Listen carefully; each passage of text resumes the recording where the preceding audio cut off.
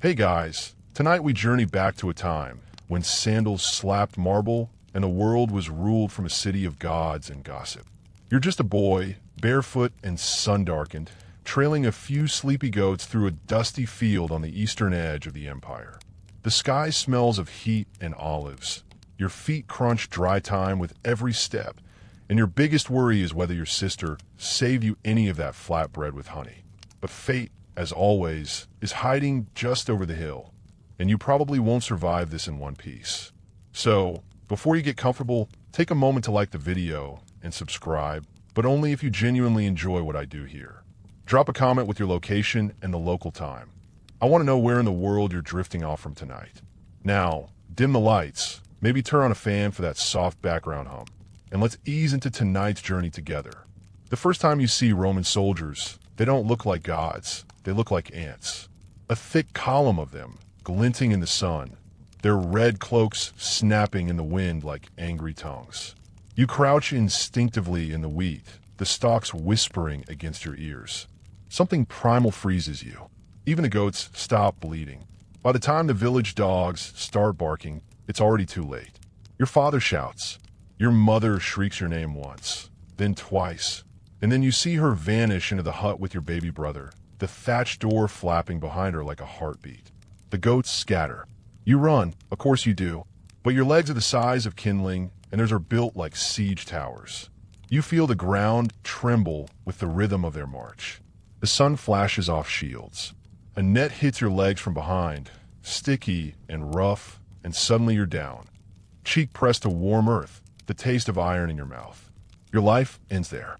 Not your breathing, not your thoughts, not even your name, but your life, the freedom to choose which fig tree to climb, when to sing, who to love, that vanishes faster than the birds fleeing the rooftops.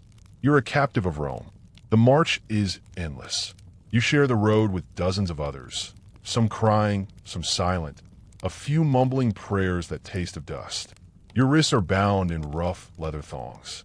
You walk barefoot, which isn't new, but the gravel is sharper now. Blood from a boy ahead of you leaves red freckles in the dirt. The sun watches without blinking. A girl from your village, older by a few seasons, whispers, "Don't cry." They hate when you cry. She doesn't make it past the next city gate. Something about her teeth, too crooked, the merchant says. Not worth the feed. You learn quickly. Keep your head low. Don't talk unless asked. Don't flinch when they poke. Most of all, never say you're clever. Because clever boys don't stay long. They disappear behind canvas tents with gold embroidery, or are taken aside by men in blue robes with thin, curious smiles. One boy brags he can recite Homer in Greek. He's never seen again.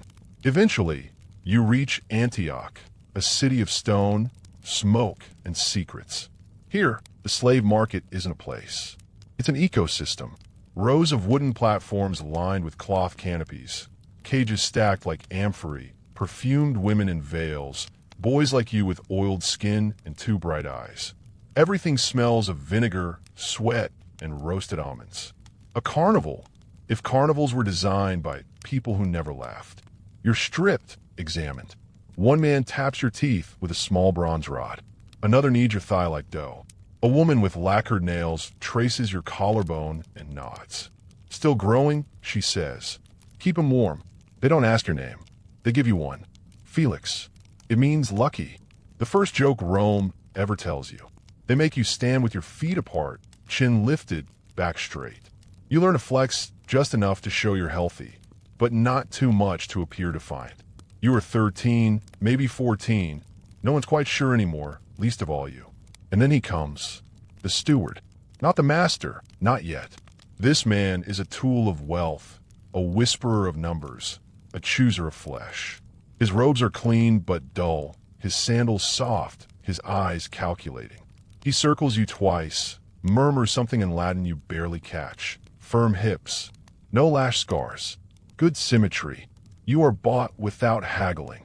That's how you know you're not cheap. But you're also not priceless. A bad middle like undercooked fish. They feed you honey dates that night, for the first time since capture. Your stomach coils like a scorpion and used to sweetness. But still you eat. What choice do you have? The journey to your new home is quieter. Fewer chains, better food. You're allowed to wash in real water, scented with rose petals and bay leaves. Every stop feels like a test. Your posture, your manners, your voice. The steward corrects everything with a thin rod and a thinner smile. A concubine must not slouch, he reminds you. Every night, you don't know the word, concubine. You think it might mean servant or musician. One of the other boys whispers its meaning in the dark when the steward snores. It means pleasure. It means you're not here to harvest olives or carry bricks. You're here to entertain, and not the kind that involves juggling. That night, you don't sleep. You remember the hills of your village, the smell of goat fur, your sister's jokes, the way your mother always hummed when kneading dough. You wonder if she screamed when they found her. You wonder if your baby brother still cries in the night. Historians still argue whether concubinage was technically legal for male slaves under Roman law, or whether it thrived only in the gray zones of aristocratic silence. But either way, you don't get to care. You belong now to a man whose name you don't know, in a city you've never seen, for a purpose no one dares say aloud. And yet, there's one strange comfort in all this. A boy near your age, who serves water to the traveling party, meets your eyes for half a heartbeat. He doesn't smile, but he nods almost imperceptibly. And in that flicker, you realize you're not the first. Not by a long shot. The villa rises like a dream from white dust and olive groves. Arched porticos gleaming, statues frozen mid-gesture, fountains burbling water, so clear you can see goldfish drifting like lazy ghosts beneath the surface. You're not sure what you expected. Maybe something monstrous with cages and fire pits. Instead, everything smells of citrus, rosemary, and expensive silence. The steward gestures and two other boys, slim, barefoot, too quiet, lead you inside. The cool marble slaps cold against your sore feet. Your tunic still bears road dust, and you feel every inch the intruder. You're not taken to a dormitory. You don't even pass the slave quarters. Instead, you're led to a side courtyard where ivy climbs trellises like gossip, and peacocks nod as if they know your future. Everything feels too clean, too designed. The air is thick with meaning. Here, they bathe you again. 3 servants, all younger than you, work like practiced hands. They don't speak. One holds a bronze jug. Another scrubs with a sponge made from something that was once alive. The third combs oil through your hair while humming off-key. The steward watches, not like a man, but like a merchant inspecting glassware for cracks. You meet his eyes once, and he raises an eyebrow. You'll stay here. Prepare him. With that, he vanishes into a corridor of red clay tiles and murmuring footsteps. The next day's blur. You are prepared, which is a word that starts to sound like being cooked. They file your nails, teach you to walk without stomping. You're corrected on how you eat grapes, how you lower your gaze, how you answer questions without sounding dull or smug. You sleep on a bed softer than anything you've ever touched, beneath sheets that smell of lavender. Every morning, someone brushes your hair. Every night, someone checks your skin for blemishes. You learn to memorize poems in both Latin and Greek. You learn how to hold a wine cup by the stem, not the bowl, too common. You learn to pour without spilling. You learn that laughter must be timed, like cymbals. There's a tutor, old and speckled like a pomegranate. He teaches you mythology, philosophy, the layout of the stars. Some masters like their companions educated, he says, chewing on a figure. Others prefer silence and skin. You might get lucky. There's that word again. Felix. Lucky. Sometimes you think it's the Empire's favorite joke. Then comes the appraisal. One morning, they bring you to a private atrium. It's quiet. Sunlight trickles down through a square opening in the ceiling, painting golden rectangles on the floor. Incense curls through the air like a question. 2 men sit on a bench of polished stone. One is the steward. The other is him, the master. He is not what you imagined. Not fat, not leering. He's tall, dry-faced, with lines like carved channels down his cheeks. His toga is flawless. He smells faintly of resin and lemons. He taps a stylus against his knee and studies you without smiling. Walk, he says. You do. Turn. You turn. Speak. What would you like me to say, Dominus? He pauses. You hold your breath. His eyes rest on yours for just a second longer than comfort allows. He has the voice. Keep him lean. And that's it. He rises, nods once, and leaves. But you know what that look meant? It wasn't lust. It wasn't kindness either. It was ownership. You are part of his collection now. You learn the villa's geography through the eyes of someone who can't ever run. The main wing is for family, real family. The wife, his legitimate children, the old nurse with teeth like pearls and opinions like knives. You never go there, not even to clean. The West Wing is for business. Rooms full of ledgers, statues, imported rugs, and guests who smell like conquest. The East Wing, that's where you live. It's where the pleasure slaves are kept. The ones who are beautiful, witty, trained. The ones who pour drinks, recite poetry, smile when asked, vanish when dismissed. The ones who exist for softness. Your room is small, but not uncomfortable. The bed is wide. The walls are painted with faded gods doing inappropriate things. There's a tiny bronze mirror, a clay oil lamp, and a niche with a blue glass vase that no one ever explains. But more importantly, the others live here too. Your hallway becomes your world. And the others, each as strange and beautiful as any mosaic, become your fellow prisoners in gold. There's Lucanus, the Syrian, with the inked snakes on his chest and the habit of smuggling figs in his sleeves. He jokes loudly, sings louder, but his eyes are watchful. There's Diodoros, a blonde Gaul who claims he once fought in a gladiator school before being promoted. He has scars he won't talk about, and a temper that makes the steward flinch. There's quiet Marinus, dark-haired and small, barely older than you, who plays the cithara like it's part of his body. He rarely speaks, but when he does, it's poetry. You're the youngest, the newest, which means you watch, and wait, and learn. The most important lesson? Beauty is currency, but mystery is power. The others talk in code. They've learned the art of staying desirable by staying unpredictable. A sulk here, a forbidden smile there, a hint of defiance, just enough to suggest you haven't been broken. Yet, it's a performance, constant, exhausting. You start to master it too. One day, you're brought to the garden, not for training, not for a lesson, but because the master is entertaining guests. Senators, magistrates, their wives, a general with a hawk tattooed across his scalp. They sit beneath painted canopies, sipping honeyed wine, while you and the others circulate with trays of pomegranate, bowls of oysters, tiny cakes shaped like dolphins. You're instructed to float, to be visible but never loud, to offer delight but never distraction. You are a moving ornament, a living compliment. One man pinches your arm, another tugs your belt. The master watches all of it and says nothing. But you notice something else, something stranger. Some of the wives are looking too, not with malice, with calculation, as if wondering how much you cost, or how long until their husbands bring home one like you. Historians still debate whether Roman elites saw their concubines as extensions of status, or as genuine emotional partners in a society starved of intimacy. It was likely both, but from where you stand, coated in oil and uncertainty, it's hard to imagine love being part of this equation. And yet, there are moments. Marinus teaches you how to pluck the cithara strings without squeaking. Lucanus smuggles you a plum when he thinks you've had a hard day. Even Diodoros, gruff and scarred, once ruffled your hair when the steward turned away. It's not friendship, it's survival wearing a smile. One night, the steward comes in.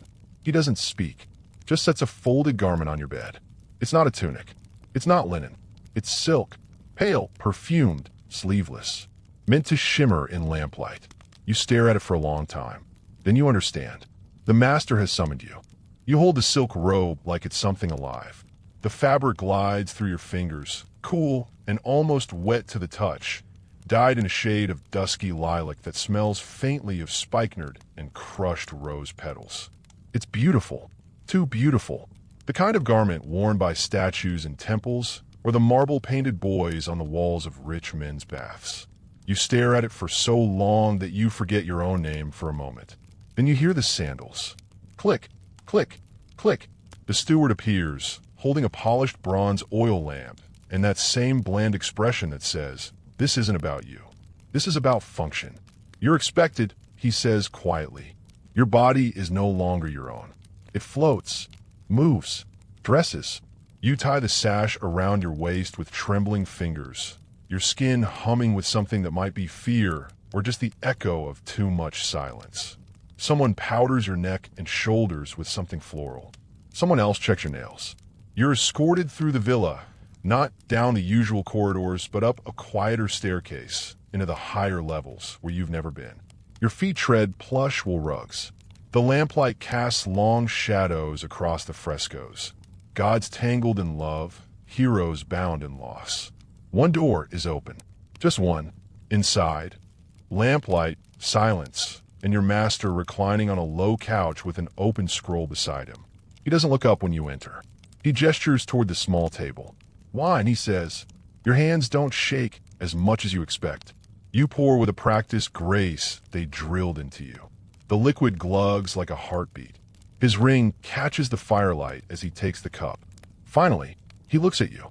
He studies you the way one might study a marble bust, checking angles, the light, the flaws hidden in the polish. "You've learned quickly," he says. "Most don't.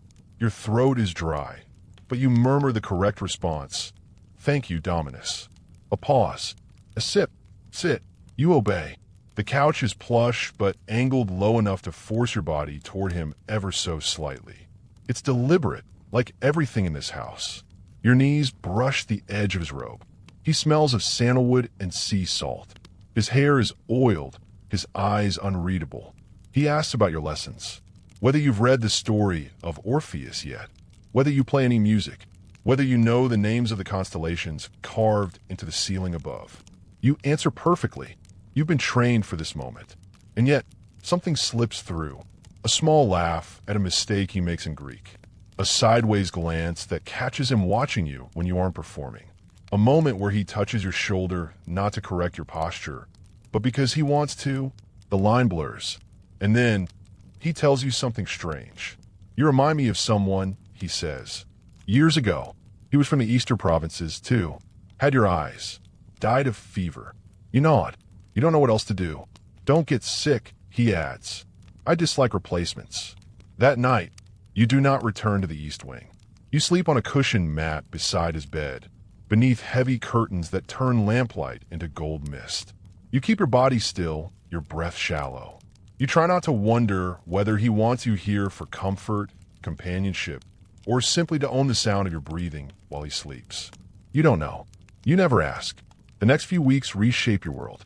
You're no longer just one of the concubines. You are now the favorite, which is worse. Much worse. The food gets better, yes. You're given a bracelet with gold beads. A servant whispers that it's made from melted coins from Emperor Hadrian's reign, though historians still argue whether such coins were ever actually repurposed for jewelry. Either way, it glints on your wrist like a shackle pretending to be a gift. You dine closer to the master now. You accompany him on walks through the olive groves. You read aloud while he lounges in the shade. And every set of eyes in the East Wing burns into your back. Licanus goes quiet. Diodoros stops talking to you altogether. Marinus starts humming a low, eerie tune in the courtyard that you realize, after 3 days, is a dirge. You're no longer part of the family. You're the reason it's fracturing. Because favoritism comes with expectations. It also comes with resentment. One day a younger boy, maybe 10 years old, all knees and nerves, gets slapped hard for spilling wine. You rush to help him. The steward stops you with a single glance. "Favorites don't touch common chores," he says. "It dilutes your worth." You stare at him. But he's bleeding. That's the servant's concern, not yours. That night, you sit beside your master while he listens to a flute player perform under the moon. The boy is good, terribly good. His fingers blur over the instrument, his shoulders tense with fear and precision. But your master waves him off with a sigh. "Too eager," he murmurs. "Art should never beg." You realize something then. You're no longer allowed to beg. Not for kindness, not for friendship, not even for mercy. You must shimmer. Always. Even when you want to disappear. And shimmer you do. You perform your role. You whisper perfect things at perfect times. You smile when spoken to and bow when dismissed. You begin to forget what your old voice sounded like. There's a strange safety in it all, though. A numbness. Like wearing a beautiful mask that's grown into your skin. You start to forget the taste of freedom. You start to forget your mother's lullabies. You start to believe that this is maybe not the worst fate. Until the day a guest arrives with a pet cheetah on a gilded leash. He's a nobleman from Alexandria, all teeth and ivory rings. He brings gifts, amber combs, ivory dice, a jar of imported honey that smells like betrayal. He brings his own concubines too, boys in peacock feather cloaks who stare at you like they've already written your obituary. He sees you, smiles, asks your master, "May I borrow him?" Your master laughs, but it's sharp. No, this one doesn't share. It's the first time you've heard him sound possessive. Not of your mind, not even your body, of your existence. Later that night, he's cold, withdrawn. You bring him wine. He waves it off. "Tell me," he says suddenly, eyes scanning nothing. "Would you run if you could?" You blink. Dominus? If the gate were open, the guard's asleep, a horse waiting. Would you run? You don't know the right answer. So you lie. "No, Dominus." He nods slowly and whispers, almost too quietly to hear, "I would." It's in the quiet corners of the villa that the truth begins to breathe. The master's question lingers like perfume. Would you run? And though he never mentions it again, the syllables haunt the arches of the east wing. You lie awake at night on silk sheets that feel like spider webs, staring at the cracked pane on the ceiling, wondering if the cracks were always there or if you only see them now that you've started to split two. The hidden wing, they call it when they think you're not listening. You're not supposed to know that name, but of course you do. Every concubine knows. It's the part of the villa where the air is always cooler, where voices drift without ever becoming words. It's not hidden by doors, but by silence. No one speaks of it. No one walks there unless they are summoned. And when they are, they return changed. It's located beyond the music room, behind a woven curtain that smells like cedar and thyme. You've seen Marinus slip past it once, guided by a servant in yellow. He returned an hour later, his eyes glassy, his lips tight, and never again played a love song. You never asked what happened. You knew better. But now things are shifting. One afternoon, a guest visits with scrolls from Athens. You're ordered to read aloud. It's a comedy, but no one laughs. The master interrupts you halfway through with a single word. Leave. You obey, but not fast enough to miss the glance exchanged between him and the steward. Not fear, not command, something older like ritual. Later that night, the steward finds you alone in the bathhouse, where steam curls like secrets from the hot spring and every surface sweats. "Tomorrow," he says, "you'll be summoned to the inner wing." He says it like you've been selected for a gift. But even the water around you chills. You don't sleep that night. Instead, you trace the patterns on your own skin, tiny scars from fall when you were small, the faded birthmark on your hip. You try to remember your mother's voice, your village's dust roads, the smell of goat fur and baked millet. But Rome has polished you too well. By dawn, all you can remember is how to walk. The hidden wing is brighter than expected, not dark and smoky like you imagined. The floors are polished pink marble veined with green, the walls painted with scenes of Eros and Psyche. Statues, some headless, some erotic, some both, line the walls like silent judges. A gold brazier burns spiced resin. Your sandals click as you walk, each step sounding louder than the last. You're not alone. Inside the atrium, reclining on a low couch, is a man you've never seen before. His face is painted, not just with kohl, but with delicate powder on the cheeks, the brows arched and theatrical. His robe is sheer. His smile is sharp. This, the steward says, is Narcissus. He'll guide you today. The name suits him. His fingers are too long, his laugh too deliberate. But his eyes, green, precise, cold, miss nothing. Don't worry, Narcissus purrs. It only hurts the first time. You don't ask what he means. You don't want to know. The next 2 hours are a blur of ritual. Oils, not just for scent, but symbolic. One drop of myrrh on the crown of your head, one of iris behind your knees, one of cinnamon oil rubbed into the arch of each foot. A servant you don't know threads fine gold chains through your hair and laces them with pearls. You are bathed not in water, but in milk. And then dressed, no, adorned, in garments you've never seen. A sheer tunic of sky blue linen, belted with braided cords tipped in bone. Anklets that chime softly. A neck collar traced with lapis. It's not about beauty anymore. It's about transformation. You're not a boy, not a slave, not even a concubine. You are something Rome invented to dazzle itself. A creature of appetite, discipline, and curated grace. The room they take you to next is circular, lit only by a narrow skylight. At the center, a bowl of smoldering herbs. On the walls, erotic mosaics glinting with gold tesserae. There's music, faint and slow, plucked from behind a screen by a musician you'll never see. You're not told what to do. That's the test. So you perform. You recline as trained. You smile the way Marinus once taught you, without showing teeth. You let your fingertips trail the rim of the cup they place in your hands. And then he enters. Not your master, but someone higher. He wears a robe that glows like sunrise. His beard is trimmed to imperial perfection. His fingers are stained with ink. He doesn't look at you right away. Instead, he sits across from you and picks up a scroll. He reads while you wait. Minutes stretch. Finally, he looks up. Do you know why you're here? He asks. No, Dominus. He nods, as if that's the correct answer. I knew your master once, he continues. Long ago, before the Senate turned his tongue into silk and his spine into bronze. A pause. He speaks of you often. Your heartbeat stutters. Do not be afraid, he says. That makes it boring.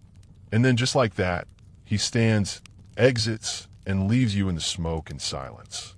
Narcissus returns moments later, his painted face unreadable. You didn't ruin anything, he says. That's considered a win. Later, you find out. He's a cousin of the emperor. Some say closer. Some say even more. Historians still argue whether members of the imperial family dabbled directly in the training and use of concubines from aristocratic houses, or whether it was done purely through implication and show. But you know now, the hidden wing is not for pleasure. It's for presentation. You are a treasure trove being auctioned without price. From that day forward, everything changes. The master becomes colder, more possessive. The other concubines withdraw entirely. Even Lucanus won't meet your gaze. When you walk through the villa, servants hush mid-step. You're no longer part of the household. You are watched. And in Rome, being watched is only a compliment if you're a statue. The master calls for you at dusk. The sky outside bruises into purple as the last gold light slips behind the cypress trees. You're already dressed, because you're always dressed now. Gone are the lazy linens and threadbare sandals of your early days. Every moment, even in supposed solitude, is a performance. Your tunic is translucent flax dyed with saffron and pinned at one shoulder with a bronze brooch in the shape of a sleeping lion. A servant applies a slick of myrrh-scented oil to your wrists. You are no longer you. You are the master's ornament. His whisper, his wound. You enter the chamber softly. It's not his bedroom, not tonight. Tonight, he's in the library, a place of scrolls, coals, and soft candlelight. A lion-skin rug stretches across the marble floor, and heavy drapes cocoon the room in a hush that feels older than memory. He sits not as a master, but as a man lost in the folds of a long scroll. His hair is uncombed. There's a cup of wine beside him, untouched. When he sees you, he doesn't smile, doesn't speak, just gestures. You sit on the cushion laid out for you, velvet, burgundy, warm. Minutes pass in silence. You think perhaps he's forgotten you. Then he finally looks up. Do you remember what you were called before? He asks, voice low. You blink. Yes, you say, but you told me to forget it. He nods, his gaze fixed somewhere behind your shoulder. Do you ever miss it? The air thickens. Yes, you whisper. A long pause. So do I. It's the first time he's ever admitted to longing. It sits awkwardly between you, like a child neither of you know how to comfort. I once had a lover, he says. He was a scribe, fingers always ink-stained. He died during the fever in Carthage. I had him cremated and kept the ash in a lamp jar. They stole it during the siege. And he trails off. And just like that, something changes in his eyes. He reaches for you, not roughly, not hungrily. He rests his hand on yours. It's a heavy hand, not just with age or power, but with memory. You're nothing like him, he says. It stings more than it should. Later, when the candles are snuffed and the room falls into that deep, post-wine quiet, you lie beside his reclining form. He's not asleep. You can tell by the way his fingers twitch against the cushion. He's thinking, rewriting something inside himself. You whisper the safest thing you can think of. Shall I sing something soft? He shakes his head. No, you stay silent. From now on, he says, you'll dine with me every third night. No more rehearsed smiles. No poetry. I want to hear you think. It should feel like a privilege. It doesn't. It feels like being dissected with a silver scalpel. You're no longer just skin and compliance. You're now mine, too. And that is far more dangerous. You lose your name that night. Not the name given to you by the Romans. Felix, that one died long ago. No, this is different. In the days following, the household stops calling you anything. You are he, him, the one. Servants bow lower. Concubines vanish quicker. Even the steward becomes cautious. One morning you overhear a gardener mutter. The ghost walks again when you pass by. You smile politely and walk on. But inside, ghosts don't walk. They haunt. And now you are one of them. Your world becomes smaller, stranger. You no longer eat with the other boys. Your meals are taken either with the master or alone in the cypress alcove near the fish pond, where koi drift like muted prayers. You are no longer trained. You are observed and examined. One day, the master invites a guest, a philosopher from Alexandria. Tall, stooped, eyes like hollow nuts. He speaks in riddles and watches you more than the scroll he carries. Beautiful vessel, he murmurs. But is there anything inside? Your master simply smiles and tells you to quote Seneca. You do, flawlessly. And yet the philosopher still stares like he's trying to catch your soul fleeing from your mouth. That night, your master says, never be too clever. It frightens men like him. Should I be clever with you? You ask softly.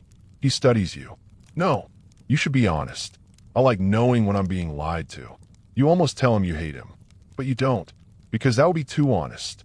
The first night you weep is not because of pain. It's because of something you feel. You're in the master's private quarters, reclining against the woven pillows when he begins to read aloud. Not poetry, not orders, but a letter. From his daughter. He reads slowly, carefully. His voice cracks once, just once, when she signs off with, I miss you most at breakfast. You look at him differently after that. You realize he is loved. He's not incapable, just selective. That's worse. He has chosen to become this. The next time he touches your shoulder, it lingers longer than necessary. You feel his thumb move in a slow circle against your skin. It's not lust, not comfort, not command. It's possession. And in that moment, your silence hardens into armor. You become perfect. You study not just what he wants, but when, how, why. You adjust your voice, your pauses, your glances. You laugh exactly once per meal. You look down at exactly the right beat during debates. You let your anger ferment into grace. You stop flinching when he touches you. You become his mirror, and that's how you survive. Historians still debate whether male concubines held true power in elite Roman households, or were simply living ornaments, ornate but empty. But you know the truth. Power is not granted. It is survived into. One night, he calls you by a name you've never heard. Not Latin, not Greek, something from a tongue long dead. What does it mean? You ask. He says nothing, only smiles. The next morning, Narcissus finds you in the courtyard and says flatly, you're being added to the list. You blink. What list? He leans in, lips near your ear. The will. And then he walks away. You begin to understand how a smile can become a weapon. The master's favor, once a soft thing, a flicker of warmth, now radiates like firelight from your skin. You're no longer the newest concubine, nor merely the most beautiful. You are the one seated closest to the master at dinner, the one he listens to without interrupting, the one whose opinions aren't just heard, but quoted. And everyone hates you for it. It starts small. A bowl of honeyed almonds goes missing from your chamber. Then your silk tunic turns up slashed with a knife too precise for clumsiness. Your favorite sandal, bronze buckled and soft from wear, is found soaked in oil, stiff and ruined. You don't say anything. You smile wider, because this is the new test, not of beauty, not of charm, but of endurance. One night, while you're pouring wine at the triclinium, Lucanus lets the hem of his robe sweep too close to your feet. The trip is subtle, like a breeze, but enough to make you stumble. You catch yourself, spill nothing. You even laugh. The master doesn't notice, but Diodoros does. He chuckles in his goblet, loudly. Later, Narcissus finds you alone in the bath, watching ripples form around your knees. Careful, he says, kneeling beside the steam. You're becoming too polished. You glance at him. I thought that was the point. He shakes his head. No, they want you polished, not flawless. Flawless things get broken. He stands, walks away. You stare into the water and wonder how many perfect boys have drowned just beneath its surface. The art of smiling becomes your armor. At meals, you smile when the master teases senators. You smile when the wife throws shade so elegant it should be embroidered. You smile when the other concubines shoot you glances sharp enough to slice pomegranate seeds midair. But behind your teeth, your mind is always calculating. Because that's what you've become, a creature of calculation. You wake before the sun, memorize lines of Virgil before breakfast, bathe in water steeped with lemon peels, and make sure your perfume always trails exactly 1 second behind your step. Not longer, not shorter. That timing is critical. In Rome, perception is currency. One day, the master introduces you to a visiting poet. His name is Cassius. He's older, bearded, speaks in couplets, and smells like wine and regret. He stares at you as if you're a myth. The master says he's thinking of writing about you. You blink. Cassius leans in. What's your true name? I'm not sure I remember, you reply. He smiles sadly. Later, you hear he wrote a poem about you that caused 3 duels, 2 marriages, and 1 scandal involving a senator's wife and an amphora of honey. It's flattering, but terrifying, because now you're no longer just a person. You are a symbol, and symbols get used. The master begins to include you in things. Not just dinners and baths, but meetings. You sit silently in the corner while men in armor and robes discuss roads, taxes, grain shipments, and which tribes are rebelling this month. You're not meant to understand, but you do. More than that, you remember. You learn that Governor Fuscus has debts. That Tribune Marcus is betting his cousin's widow. That a new law about property inheritance could topple the fortune of your master's biggest rival. You say nothing, but you store it. The master notices. You listen well, he says one night, as you help him undress. Like a clerk without ink. You chuckle softly. Would you prefer me with ink? No, he says. I prefer you exactly as you are. Sharp and silent. Historians still argue whether concubines ever influenced political decisions in elite Roman circles, or if their knowledge was merely ornamental. But you know better. Information is never ornamental. It's ammunition. The days begin to blur into performance. One afternoon, a concubine named Thales is dismissed. No explanation. No farewell. One day he's playing the lyre under the cypress tree. The next his chamber is empty and the servants won't say his name. Rumor says he laughed too loudly at a guest joke and was taken as a slight. Or maybe he was caught stealing. Or perhaps he was simply not needed anymore. You don't ask. You tighten your smile. You become the model. Perfect posture, measured laughter, calculated humility. But behind your mask, you begin to watch. The master, his moods, his routines, his tells. He scratches behind his ear when lying. He paces clockwise when angry. He always sleeps facing the door, never the wall. You study him like scripture, because you're no longer just surviving. You're strategizing. One evening, a festival. The villa is draped in garlands. Musicians pluck lutes and drums. Roasted meats shimmer on silver platters. Foreign dignitaries arrive, wearing perfume heavier than armor. Laughter hangs in the air like incense. You're presented like a rare statue. clothed in seafoam silk, crowned in fresh myrtle, with powdered shoulders and coal-brushed eyes. You walk in slow, graceful steps beside the master, trailing rose petals behind your bare heels. You can feel every eye. One nobleman murmurs, "He looks carved." You're not sure if it's a compliment. You dance, recite lines from Ovid, sing a single note so pure the whole courtyard hushes. And you smile. You always smile. Until later, when you return to your chamber and find a dead bird on your pillow. A sparrow, neck twisted, wings still warm. No note, no blood, just death. You don't scream. You don't flinch. You place it gently in a silk napkin and bury it beneath the lemon tree. Then you lie awake all night, because you know the message. Flawless things break. The next morning, Marinus sits beside you for the first time in weeks. He offers you a plum. You take it.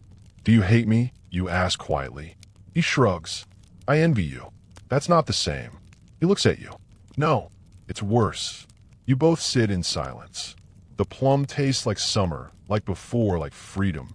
For a moment, neither of you says anything. Then Marinus speaks. "We don't hate you. We fear what happens to boys who shine too brightly." And he walks away. That night, the master tells you, "You're being painted. A portrait. Not for love, not for memory, but for display. You will hang in his study, just above his collection of antique masks. A reminder of what beauty can be tamed into." They bring the painter at dawn. He arrives cloaked in crimson wool, his beard speckled with gray, and eyes narrowed like he's seen too many empires rise and fall. He doesn't bow to the master, just nods. That alone tells you he's important, maybe even dangerous. His name is Various. He speaks little, paints less, and sees everything. The studio they've cleared for the sitting is in the western wing, usually reserved for rare guests and state dinners. But now it's a chamber of chaos. Easels, boards, jars of powdered pigment, bowls of egg yolk, vinegar, beeswax, oil. The air smells of crushed minerals and old parchment. You're told to sit. No, not sit. Pose. You're placed on a cushioned platform in front of a pale tapestry, your body turned at an angle that feels unnatural. Your arm drapes over the curved back of a low marble bench, your shoulder exposed, your eyes tilted upward, noble, wistful, delicate. You are not a person, Various says without looking up. You are an idea, the ideal. The master smiles faintly. Make him unforgettable. Various shrugs. That's not my job. That's his. And so you begin the sittings. Each session is long, silent, still. You sit for hours, the painter's eyes stripping away your flesh, your charm, your performance, until all that's left is a figure composition. You're not a boy. You're not a concubine. You're a series of lines, tones, curves, shadows. He studies the hollow at your collarbone like it's a riddle. Once, during a particularly long session, you ask quietly, "Why do you paint slaves?" Various doesn't look up. "Because the free are boring," he says. You almost laugh. Almost. Over the following weeks, something shifts. People begin treating you differently. Servants bow deeper. The steward watches you more closely. Even a master is gentler. Not kind, never kind, but deliberate, measured. He begins to include you in discussions of legacy. Not openly, not in front of guests, but in the quiet hour after dinner, when the villa hums with crickets and oil lamps cast long shadows. He speaks. "Do you think the Senate will last?" he asks one night. You sip your wine. Not in the way they hope. He laughs. Exactly. They worship the past, but the past is a lie. My generation was taught that Rome was eternal. But even marble erodes. You tilt your head. So why do we pretend? He stares at the flickering flame in his lamp. Because if we stop pretending, the gods might notice. You're not sure if it's a joke. You're not sure he knows. But it's the first time you've spoken to him not as a concubine, but as a witness. And that is dangerous. The portrait nears completion. You sneak glimpses when Various turns away. It's stunning, devastating, not just because it looks like you, but because it doesn't. The eyes in the painting hold a gaze you've never dared wear in life. Calm, sovereign, almost cruel. The mouth suggests command. The posture suggests ownership. You wonder if this is how the master sees you, or how Various wants him to. Is it done? The master asks. Various studies the work. It's never done, but it's finished. The unveiling is private. Just the master. You. Various. The steward. The cloth is pulled back. The air stills. The master stares for a long time. Then he turns to Various and says, I want it hung in the atrium. That's new. That's very new. Portraits don't go in the atrium unless you're family. Unless you're an ancestor. Unless you're the kind of memory that commands silence. The steward hesitates. But Dominus, the atrium is where the ancestors. The master cuts him off. I know exactly what the atrium is for. You do not speak. But later that night, Narcissus finds you polishing your sandals and sits beside you without asking. He's marking you, he says. As what? Narcissus plucks a fig from your bowl and bites it in half. A warning, or a prophecy. You stare at the fig's bleeding flesh. Things begin to decay. Not visibly, not immediately, but the cracks form. Small. Hairline. Slow. The master grows irritable. Talks less. Sleeps more. He begins avoiding the bathhouse, the garden, the triclinium. He snaps at servants. Forgets names. One evening, he falls asleep mid-sentence. You lie beside him, listening to his breath hitch in his throat like a man who's been drinking seawater. The physician is summoned discreetly. A plump Greek with red-rimmed eyes and a belt full of herbs. He examines the master, tastes his urine, sniffs his breath, checks his fingernails, then nods grimly. It's his liver. No one says why, but you know. The wine, the age, the rage, and, perhaps, the weight of 1,000 silences. Historians still argue whether Roman elites died more from excess or neglect.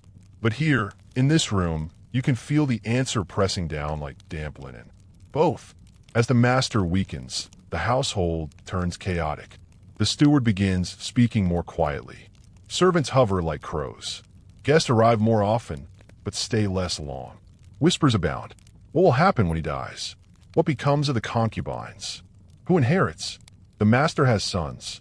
Distant, disinterested, uncertain. He has a wife, sharp as a dagger and twice as cold. But he also has you, and everyone knows it. Because of the portrait, because of the poetry, because of the way he says your name last thing at night. Like a charm he's afraid to forget. One day, Lucanus corners you in the corridor. His eyes are glassy, his voice tight. If he dies, he says, you're not one of us anymore. You want to ask, was I ever? But you don't, because you already know the answer. The master calls you into his chamber. He's lying in bed, propped on embroidered cushions. His skin has gone sallow. His hands tremble. He beckons you close. You kneel. Are you afraid of death? He asks, voice thin as a reed. No, you whisper, only of being forgotten. He nods, a faint smile touching his cracked lips. I wrote you into the will. Your breath catches. You'll be freed. Given land. A house near the southern coast. You'll be cared for. It sounds wrong. Too kind. Too final. He sees your expression and laughs. It's dry. Hollow. You hate me too much to thank me. You look him in the eye. I never hated you. I hated what you made me become. He closes his eyes. That's the same thing. The next morning, Various leaves the villa without saying goodbye. The portrait now hangs in the atrium. Visitors stare. Some whisper. One child points and says, he looks like a prince. And for a moment, you believe it. Until you return to your chamber and find your gold-threaded tunic folded on your bed. Clean. Pressed. And beneath it, your original tunic. The one you arrived in. Stained. Torn. Faded.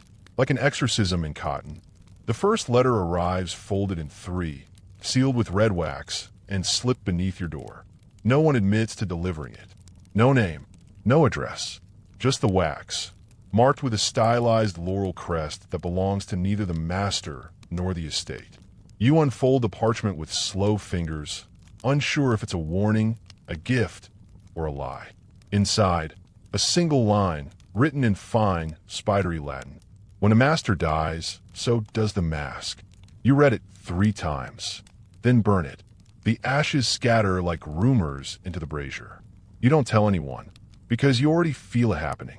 Since the day he named you in the will, A new sort of silence has crept into the villa. Not the silence of reverence. This one crackles, like the hush before thunder. The master rarely rises now.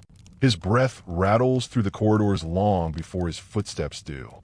His meals sit untouched. He speaks less, stares more. And you are a symbol balanced on a knife's edge. Each concubine watches you with a different kind of hunger now. Some want to be you, some want to destroy you. Even Narcissus, with all his knowing elegance, has grown distant. His face still smiles, but his eyes have learned to flinch. He finds you in the garden one evening. Do you know what happens, he asks, plucking the head off a violet. When a villa loses its master, you don't answer. Everyone gets reshuffled. Concubines become threats. Stewards become suspects. Wives become generals. Sons, if they're clever, become gods. And if they're not, you murmur. Narcissus laughs softly. Then they die just like the rest of us, only with more expensive sandals. He leaves you standing by the koi pond, where the water shimmers with late summer heat and a single dead fish floats belly up. The master begins dictating letters. You sit beside his bed, ink-stained fingers poised over parchment as his voice croaks through the heat. To the governor in Thessaly, he says, thank him for the wine. Remind him the border skirmishes aren't my concern. He pauses, then gestures toward you. Sign it in your hand. You blink. Mine. You'll need to practice. You hesitate, but then you dip the stylus and form the letters in perfect practice strokes. It's not just a signature. It's a ritual of inheritance, of becoming. Afterwards, he studies your writing and nods. You'll make a fine freedman. You try to hide the shiver, because you know what he means. Soon, he'll no longer be here to keep you. And once he's gone, whatever shield he gave you, his favor, his attention, his obsession, it all turns to vapor. You begin preparing for war, not with weapons, with information. You speak to the steward with sudden softness. Ask him about the grain stores, the wine inventory. You feign interest in the ledgers. He tells you things he shouldn't. You listen. You ask the house slaves where the guards sleep, how often they rotate, which side of the estate gets the least foot traffic after sundown. You map escape routes in your mind, overlaying them with feigned smiles and well-timed silences. You stop speaking to the other concubines. You stop bathing with them. You don't trust anyone, not even Marinus, especially not Marinus. One day, you find a pale green feather tucked into your pillow. A peacock feather. There are no peacocks on the estate. You burn that too, and sleep with a bone pin tucked beneath your tongue, just in case. The second letter arrives wrapped in linen and left at the foot of your bed. This one bears your name, written in Greek. Your original name. No one here knows it. No one but the master. Inside, the message reads, you won't live to see Saturnalia. You won't live to see winter. Choose your freedom. It's unsigned, but there's a smear of ink on the corner, like someone wrote in haste. Or panic. You bury it under a loose tile near the bathhouse. Then you throw up everything you've eaten that day. The master's decline sharpens. He cannot walk without help now. You and the steward lift him between rooms like an antique being carried too carefully. He no longer speaks of the Senate, or poetry, or love, only regrets. You're lucky, he tells you one morning. You never had to lose yourself. You want to scream, but instead you smile and adjust his pillows. He falls asleep mid-sentence. You sit in silence for an hour, watching his chest rise and fall. And then you do the unthinkable. You open his cabinet, the sealed one. Inside, beneath scrolls and a leather-bound prayer book, is the will. 3 names are circled in red ink. Yours is one of them. Below your name, a sketch.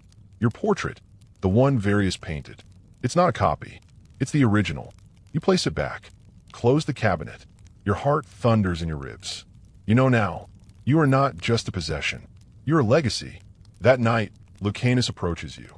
He speaks like he's ordering wine. When the master dies, he says, you will be blamed. You nod, because it's true. You'll be framed for poisoning, he continues, or forging the will, or seduction. It doesn't matter. He reaches into his tunic, pulls out a small leather pouch. Inside, he says, is a key to the eastern gate. Your breath stills. Why are you helping me? Lucanus doesn't smile. Because you were kind to me once, before you forgot how. He walks away. You hold the pouch for hours before hiding it in the folds of your mattress. A new guest arrives. A senator, bald, sun-darkened, cloaked in indigo. He asks for no entertainment. He eats little. He only visits the master's chamber and speaks behind closed doors. When he leaves, the steward is pale. The next day, the guards at the gate double. You ask no questions. You begin memorizing the stars instead. If the key works, and if you escape, you'll need to know the direction of the coast, the shape of the river, the path to the old quarry. Every concubine dreams of freedom, but only the clever plan for it, and only the desperate run. You're both. The master calls you one last time. His voice is thinner than paper. He touches your face like he's memorizing its edges, and says, "Don't become me." You don't cry. You say, "I already did." And he dies that night, just before sunrise. No scream, no gasp, just one soft breath, and silence. The villa wakes to death, not with mourning, not with weeping, but with movements. The steward is the first to speak. Close the atrium, he commands. Summon the notary. Burn the linens. And like that, the house reshapes itself. You're pulled from the master's chamber and told to bathe. Not to honor him, but to prepare for visitors. His death isn't a tragedy. It's a ceremony waiting to happen. By midday, officials arrive. Scribes, clerks, the family physician. They ask careful questions, record the hour of death, request the appearance of the will. The steward presents it with trembling fingers. Everyone pretends not to look at you, but you can feel the glances, like pins in your skin. You sit on a stool near the vestibule while scrolls are read aloud in the tablinum. The wife remains cloistered in her private chamber, surrounded by silk and scented oils, grieving behind a curtain of politics. The sons arrive on horseback, their cloaks dusty and their eyes calculating. The elder one, Crispus, walks past you without acknowledgement. The younger, Lucian, meets your eyes, holds them, then keeps walking. They know who you are. Or worse, they think they do. The will is read that evening.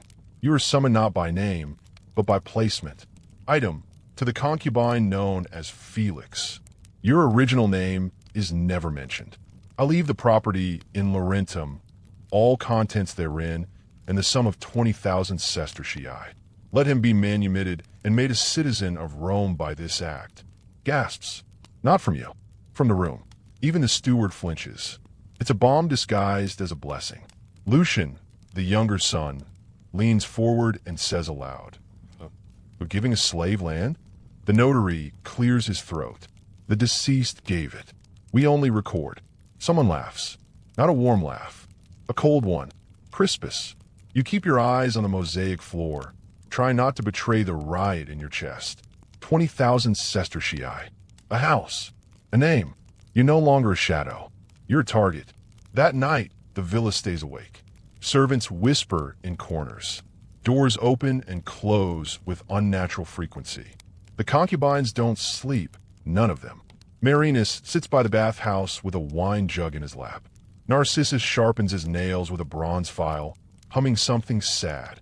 You walk the outer colonnade alone, sandals brushing fallen petals. You pass by the atrium, and you stop. The portrait has been removed. The wall where your face once hung is now blank. Bare. Stripped clean. The candle sconce flickers as if embarrassed. You turn to leave, and see Crispus standing in the dark. He loved you more than he should have, he says, and now you'll pay for it. You don't speak, because nothing you say will make him hate you less. He steps closer. You're not a citizen, he hisses. You're an experiment, a pet who learned how to speak. And then, softer, that land will never be yours. He walks away, but his words don't. They settle over your shoulders like a yoke. The next day, a messenger arrives with a letter bearing the Senate seal. A formal review will be held. Of the will. Of the inheritance. Of you. Historians still argue whether concubines had the right to receive bequeathments of land and status from their masters. Some say yes, if the concubine was manumitted properly. Others argue it was always contested, always fragile, always dependent on who wanted to enforce the will and who wanted to shred it. You suddenly understand how ephemeral your freedom is. It's not parchment, it's politics. You ask the steward if the will is legally sound. He stares at you too long, then says, "On paper, yes." You don't like what's behind his eyes. Not relief, not reassurance. Regret. The concubines grow bold. With the master gone, the hierarchy begins to rot. Marinus steals your robe. Lucanus hides your sandals. A boy you barely know, Sylvanus, knocks over your wine bowl, then smiles like it was a game. None of them say it, but you can feel it. You don't belong here anymore. Not because you're below them, but because you're above. You retreat into silence. A quiet more profound than submission. You speak only when spoken to. You eat alone. You sleep with one eye open. You begin wearing your oldest tunics, drab, plain, unprovocative. You become invisible again, on purpose, because the higher you rise in Rome, the more fatal the fall. 3 nights later, Lucian finds you. He's drunk, or pretending to be. He stumbles into the peristyle garden, half lit by torches, and sits beside you like your old friends. "You're dangerous," he says. You say nothing. He grins, but clever, still silent. "I don't think you poisoned him," he adds. "But you could have." You turn your head. "If you believe that, why are you sitting here?" He leans in, "Because I'm thinking of offering you a deal." You arch an eyebrow. "Renounce the property. Leave the estate. I'll make sure you live." Crispus doesn't want a trial. He wants a removal. Quiet. Swift. You breathe slowly. "And if I say no?" Lucian shrugs. "Then you'll die, or vanish, or suffer something worse. Rome knows how to punish people like you." You look him in the eye, and whisper, "There are no people like me." He flinches, just enough for you to see the truth. He's bluffing. He wants you gone, because you could survive this. And that's what terrifies him. You visit the master's tomb at dawn. It's still fresh, stone unpainted, incense unlit. You bring no offerings, only silence. You kneel on the cold earth and whisper, "You've gave me a future, but not the tools to keep it." The wind doesn't answer, only the rustle of olive branches overhead. As you stand to leave, you see a shadow move at the edge of the path. Narcissus. He holds up a sealed scroll. "For you," he says. Inside, a letter, in the master's hand, written before he died. "If you're reading this, it means I failed to protect you. I always meant to tell you the truth. But truth is an empire, and I was never a builder, only a borrower. The land is real. The money is yours. But the world is crueler than parchment. Trust no one, not even the ones who cry at my tomb." You fold the letter, place it under your tunic, and walk back to the villa with your back straighter than ever before. Because now, you are not a possession, not a pet, not even a concubine. You are the inheritor of a broken man's attempt at redemption. And whether the world accepts it or not, you belong to no one. You are summoned at sunrise, not to breakfast, not to prayers, to court. Well, a version of court. The atrium has been transformed, the benches rearranged, scrolls unfurled. The air reeks of olive oil, ink, and tension. At the center sits a tribunal of 3 men sent by the curators hereditatium, the guardians of legacy. Their job, to determine whether your master's will was written freely or under your influence. It is not a trial, but it might as well be. The steward stands to your right. Lucian sits smirking to your left. The elder son, Crispus, is conspicuously absent. He doesn't need to be here. His gold and his reach already are. A scribe reads the charges aloud, concerning the manumission and inheritance of the concubine Felix. They don't use your original name. They never will. You are asked to stand. You do so in a plain wool tunic, freshly laundered but undecorated. No oil, no perfume, no gold. You've done everything to look like a humble former slave clinging to decency, not a scheming seductress who stole land from grieving sons.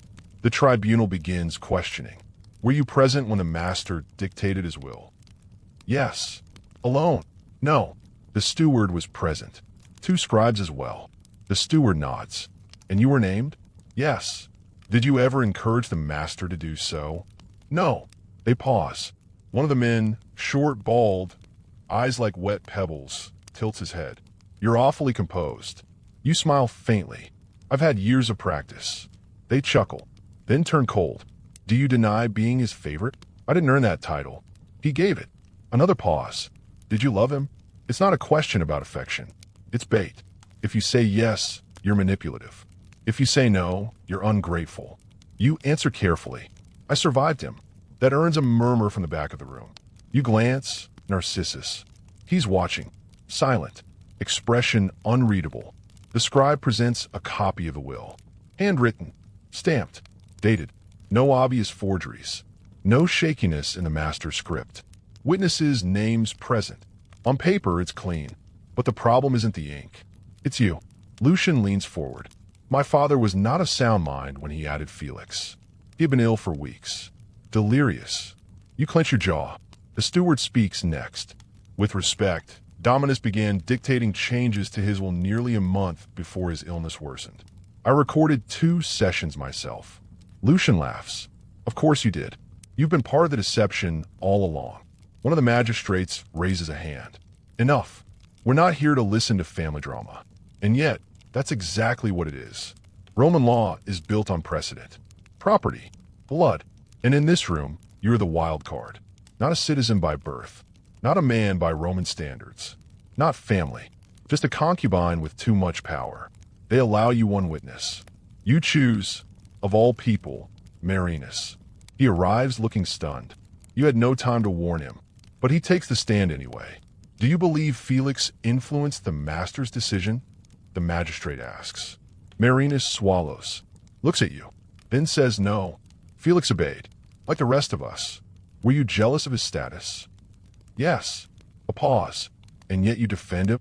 Because Marinus says, voice breaking, he was still a slave. No matter how close he sat at dinner, no matter how sweetly he smiled, he was trapped like the rest of us, only in better lighting. That silences the room. You don't thank him. You won't endanger him with gratitude. But your heart cracks open just a little. The tribunal retires at dusk. You are sent back to your chamber. It smells different now, like dust and wax, like the room is already forgetting you. You stare at the ceiling for hours, until footsteps approach. Not light ones. Heavy. You rise. The steward opens your door. It's done, he says, and hands you a sealed scroll. Inside, the verdict. The bequeathment of land and sum to the concubine Felix is upheld. Manumission is confirmed. No evidence of coercion was found. Status changed to freedman, effective immediately. You sit on the edge of your bed, trembling. You won. No, not won. Survived. Barely. But survival has a price. By morning, every concubine refuses to meet your eye. The kitchen staff serve your food on the side table, not the main. You're no longer one of them. Not a servant, not a slave, but not Roman either. You've slipped into the hollow between classes. An anomaly, a threat, a man with too much past to be trusted. You go to Narcissus, hoping for solace. He meets you by the lemon tree. Well, he says, you've done it. I thought it would feel better. It won't, until you leave. You blink. I'm not staying. He arches a brow. Do you want to? You think of the master's room. The atrium. The nights you curled on marble floors, oil slicked, and painted like a doll. No, you whisper. Then, how do I leave without dying? He smiles. Quietly, you begin to plan your departure. Not in haste. In ritual. You pack only what you brought. Your old tunic, the bone pin, the sandal you once mended with golden thread. You leave the expensive things untouched. You write no farewells. You say no goodbyes, even to Marinus. Especially to Marinus. The land in Laurentum awaits, though you've never seen it. A stretch of coast, a crumbling farmhouse, a promise inked in a dead man's script. That night, you sit under the stars and whisper to the wind. I am no longer Felix. And the wind, like an old friend, says nothing back. Because it knows better than to name you now. You are not the concubine, not the heir, not the symbol. You are whatever you choose to become next. And for the first time, you allow yourself to wonder. What does freedom even feel like? You'll find out. Tomorrow. You leave before sunrise. No fanfare. No servants. No escort. Just you, a borrowed mule, and a satchel slung across your shoulder, packed with nothing of value except a folded copy of the will. The document that gave you your name. Your status. Your escape. The eastern gate opens with the key Lucanus once gave you, smooth as silk. No one stops you. No one even stirs. You pass the outer wall just as the light turns gold. It doesn't feel triumphant. It feels like an exhale. There's no applause for a concubine's final performance. Just the crunch of gravel under your sandals and the sudden, disorienting realization that there's no one watching you anymore. For the first time in years, you are unseen. And it feels terrifying and delicious. The road to Laurentum curves southward, skirting the hills where olives grow like gossip. You walk slowly, not out of fatigue but caution. Freedom is fragile. It cracks easily. You keep to the shadows of cypress trees. Avoid well-worn paths. Sleep under fig trees and drink from public fountains. You speak to no one unless spoken of first. Rome is still close. Its reach is long. At a village crossroads, you buy cheese from a farmer who doesn't ask your name. He assumes you're a freedman. You let him. When he says, heading south, you just nod. He doesn't press. He's seen enough stories in the eyes of strangers to know when silence is the safest answer. The estate in Laurentum is smaller than you imagined. Not a villa, a farmhouse. One level, tiled roof, weather-beaten walls with grapevines crawling up the side like fingers searching for warmth. The sea is visible in the distance, a gray-blue smear beyond the fields. A woman greets you at the gate, older, brown-skinned, wearing a linen scarf tied around her hair. "You the one?" she asks. You nod. She frowns. "You don't look like someone who owns land." You shrug. "I didn't look like someone who belonged in a painting either." She doesn't laugh, just unlocks the gate. This was his old property, before he got rich, before the city. She doesn't say his name. You don't either. There's one servant, an older man named Heron, who walks with a limp and speaks with a Syracusan accent. "I keep the olive press working," he says. "Sometimes, when the oil wants to be oil." You offer to help. He grunts. "You know how to press olives?" "No." "You know how to till soil?" "No." He snorts. "You're going to be useless." You smile. "Maybe." And yet, you rise each day with the sun. You sweep the floor, fetch water from the well, try to fix a broken shutter using nothing but a fork and hope. You fail, repeatedly, but no one slaps you. No one shouts. No one orders you. And that's how you know you're free, because your failures are your own. Weeks pass. You lose weight, gain calluses. Your hands learn new languages: grain, stone, water, bread. You begin dressing like a local. Rougher tunics, sandals with worn soles. The neighbors call you Dominus, but without reverence. More like an inside joke. You don't correct them. One night at the village market, someone recognizes you. A traveling mosaic artist. He pauses mid-stride, squinting. "I know that face," he says. "You were in a painting in Rome." You tilt your head. "Was I smiling?" He nods. "Too much." You shrug. "Must have been someone else." He lets it go.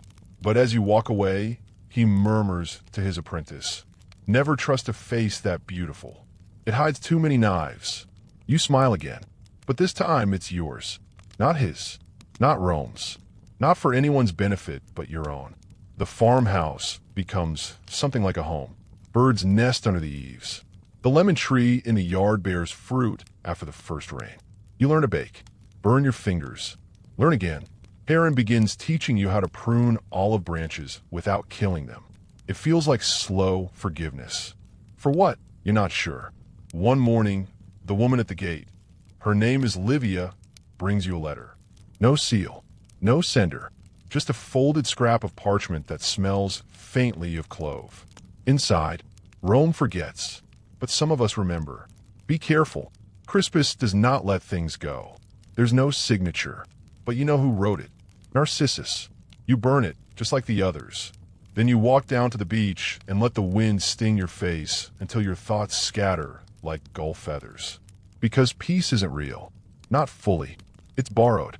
And someone, somewhere, always wants it back. One day a rider comes. Not armed. Not imperial. But wearing city shoes. He delivers a scroll from a merchant in Ostia, offering to buy your olive grove. At triple its market value. You don't need to ask why. You already know whose money is behind the offer. Crispus. This isn't commerce. It's erasure. He's still trying to wipe you off the map. You reply with a single sentence. Tell your master I'm no longer for sale. The rider hesitates. You sure? You nod and go back to chopping wood. Because this is the lesson you learned too late in Rome. The only power that matters is the one you refuse to give away. Autumn comes gently. Cool mornings. Damp earth. Bread that rises like a miracle. You teach Heron how to laugh again. He teaches you how to repair a roof with your head instead of your hands. Livia stops calling you boy. Starts calling you the ghost who stayed. At night, you lie in bed, staring at the ceiling. Not waiting for orders. Not planning your next escape. Just listening to the breath of your own freedom. It's loud, clumsy, beautiful. You still flinch at loud noises. You still wake some nights expecting to see a whip, a robe, a ringed hand. But the past grows quieter. Not gone, just distant, like music behind a closed door. And you begin to hum something else. A new melody, one not written for anyone but you. You dream of Rome, not the city, the villa, the atrium, the master's voice echoing off marble, the sound of sandals on stone. In the dream, the portrait hangs again, but the face has changed. It's not yours anymore. It's Lucian's, smiling. And behind him, faint but undeniable, your old body lies curled at the base of the pedestal, as if discarded like a cloak that no longer fits. You wake up with sweat on your neck and the strange taste of ire in your mouth. The sea breeze pushes through your shutters, teasing the curtains. Morning has come, but part of you hasn't left the dream. You wonder, not for the first time, if freedom comes with a toll you'll never quite finish paying. Livia notices. You're too quiet, she says. You arch a brow. Isn't that what everyone wanted from me? She squints. No, they wanted you small. This, she waves her hand over your withdrawn figure, is something else. You're shrinking. You don't respond. But later, while pressing olives with Heron, your hands begin to tremble. The pit jammed in the press shatters with a snap like a bone breaking. You flinch. Heron watches you. Still haunted? Maybe. He shrugs. That's the price of surviving. Ghosts want rent, too. The letter arrives on a winter wind. Official seal. Imperial ink. Heavy parchment. It doesn't come with a rider. Just appears. Folded on your kitchen table, like it had been waiting there all night. Inside, the message is simple. You have been summoned to appear before the Praetor Urbanus in Rome. Your property title has been challenged. Failure to attend will result in forfeiture. It's signed by a magistrate. The date is set for midwinter. 2 weeks. And just like that, Rome calls you back. You sit by the hearth for a full hour, holding the scroll in your lap like a dying bird. Go, says Livia when she sees your face. You're not surprised? She shakes her head. Men with power don't like leaving threads behind. They like things finished. You're not finished. You laugh once hollow. I can't go back. You can, she says, because you must. And if I don't come back? She shrugs. Then you were never free. Just on holiday. Her words sting, which means they're true. You prepare slowly. Not like a victim. Not like a gladiator. Like a man who knows that returning to the arena doesn't mean fighting. It means knowing who's watching. You press your old tunic. The nicer one. The one you kept in the chest beneath your bed, still faintly smelling of rosemary and candle smoke. You clean your sandals. You trim your nails. You write your will, just in case. Heron finds you folding the parchment late one night. Leaving us everything? He asks with a lopsided smile. Not everything, you reply. Good. We've got enough ghosts. The journey to Rome is colder than you expected. The roads are half frozen, the trees bare, their branches clawing at the sky. Each one smells like damp wool and old garlic. You sleep lightly. Keep your back to the wall. Every time someone looks at you too long, you imagine Crispus behind their eyes. Every time someone smiles kindly, you brace for the knife. But the city greets you not with daggers, but indifference. Rome has kept moving. It didn't collapse in your absence. It didn't grieve. It's just bigger, louder, more tired. You wonder how you ever thought it sacred. The Praetor's chamber is high in the Palatine district. Marble steps, ivy-covered walls, a courtyard lined with statues, missing noses. You wait on a wooden bench while petitioners shuffle past. Merchants with trade disputes, widows demanding land, freedmen arguing over inheritance. You're just another scroll in the stack. Eventually, your name is called. You walk in, and Crispus is already seated. He smiles like a man holding a rope. He nods at the magistrate. We're merely here to clarify the status of my late father's will. The praetor peers over his glasses. Clarify. Crispus unfolds a copy of the will. This clause, naming the freedman Felix as inheritor of Laurentum, may have been added after the signing. You clench your jaw. It's an old lie, dressed in new parchment. The praetor frowns. Do you have proof? Crispus shrugs. Only concern. The signature appears rushed. Uncharacteristic. He passes both copies forward. The praetor holds them up to the light. You speak for the first time. The steward who witnessed that version still lives, as do both scribes. The date is consistent with the master's own log. The praetor raises an eyebrow. You speak with precision. I've been studied before, you say dryly. I'll learn to study back. Crispus tries to interrupt. He's seduced. Enough, the praetor cuts in. This is not about seduction. This is about paper and ink. And then a long pause. The praetor opens a drawer, pulls out a third scroll. I had this retrieved, he says. A letter of validation from Varius. The painter. You blink. Crispus stiffens. Varius sent a letter before leaving Rome. The praetor continues. He confirmed the authenticity of the portrait and its place in the master's legacy. He glances at you. Apparently, the painting was meant to outlive both of you. Crispus rises. This is insane. You're trusting an artist. I'm trusting a pattern.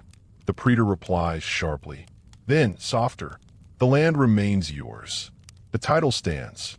This matter is closed. You sit in silence as the chamber empties. When the door shuts, you finally exhale. But only a little.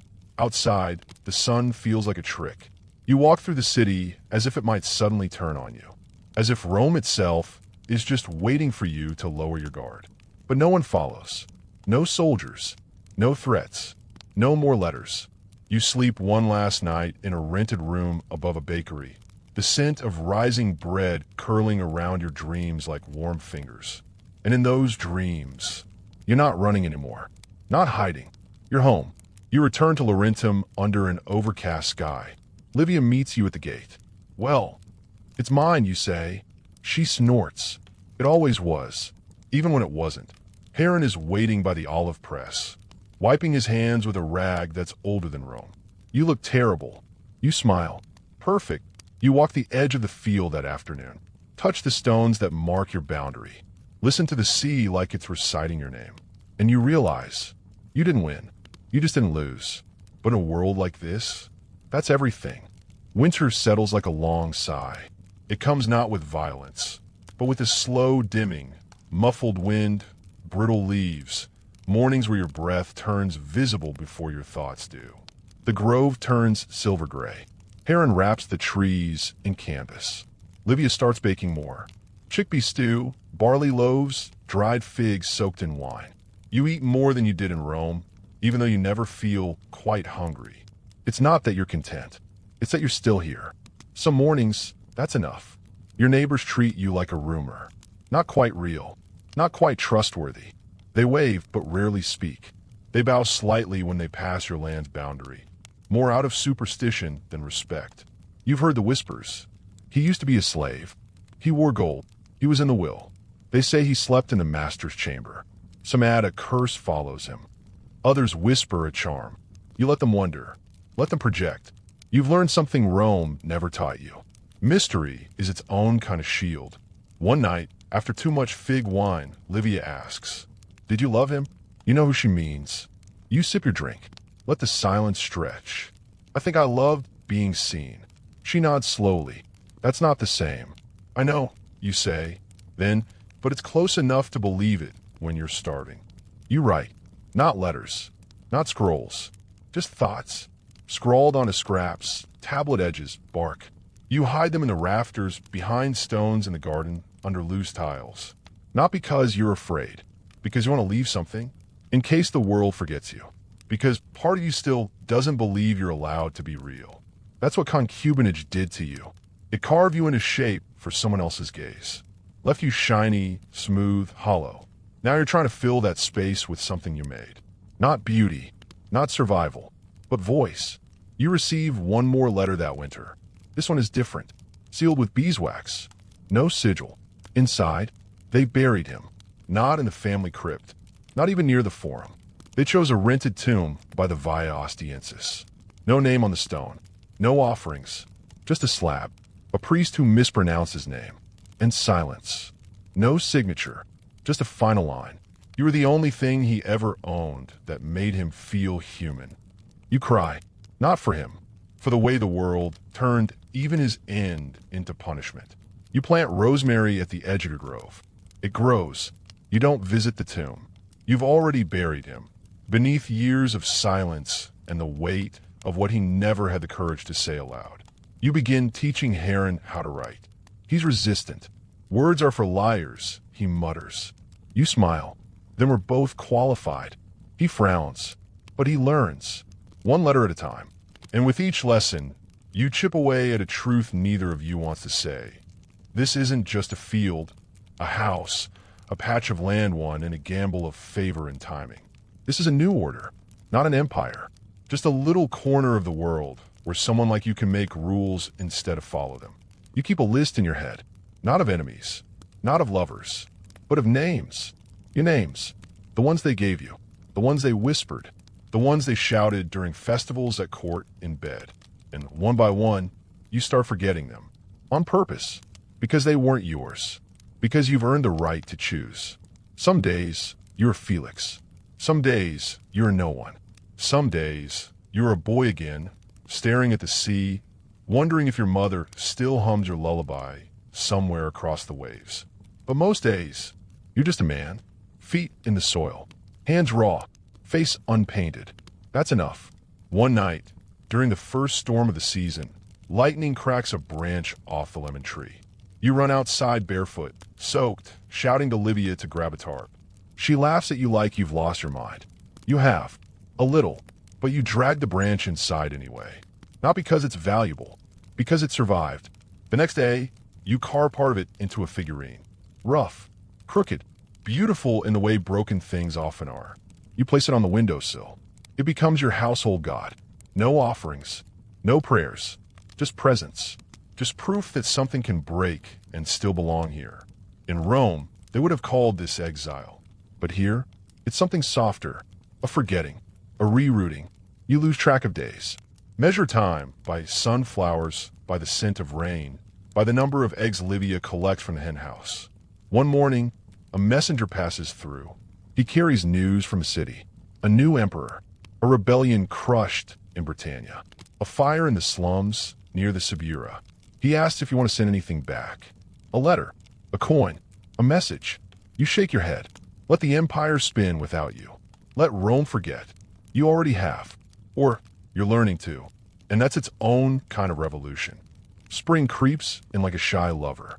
First in petals, white and pink, soft as breath, blossoming along the orchard paths. Then in smells, wet earth, sheep dung, Livia's vinegar-soaked greens hung from the rafters. Then finally, in noise, birds, buzzing insects, the groan of Heron's knees as he complains about pollen, but secretly smiles when the olive trees bloom. You feel it before you see it. That loosening, as if the whole world was holding its breath all winter, and now it exhales. So do you. Not because everything is fine, but because for once it doesn't have to be. Heron catches you humming. A lullaby, one you don't remember learning. He doesn't tease, just says, that's an old one. You nod. My mother used to hum it. You remember her? You pause, and for the first time admit, only the rhythm. It's true. Faces blur, voices fade, but rhythm, like trauma, stays. You wonder how many pieces of her are still inside you, disguised as instincts. You hope more than you know. A boy arrives from the next village.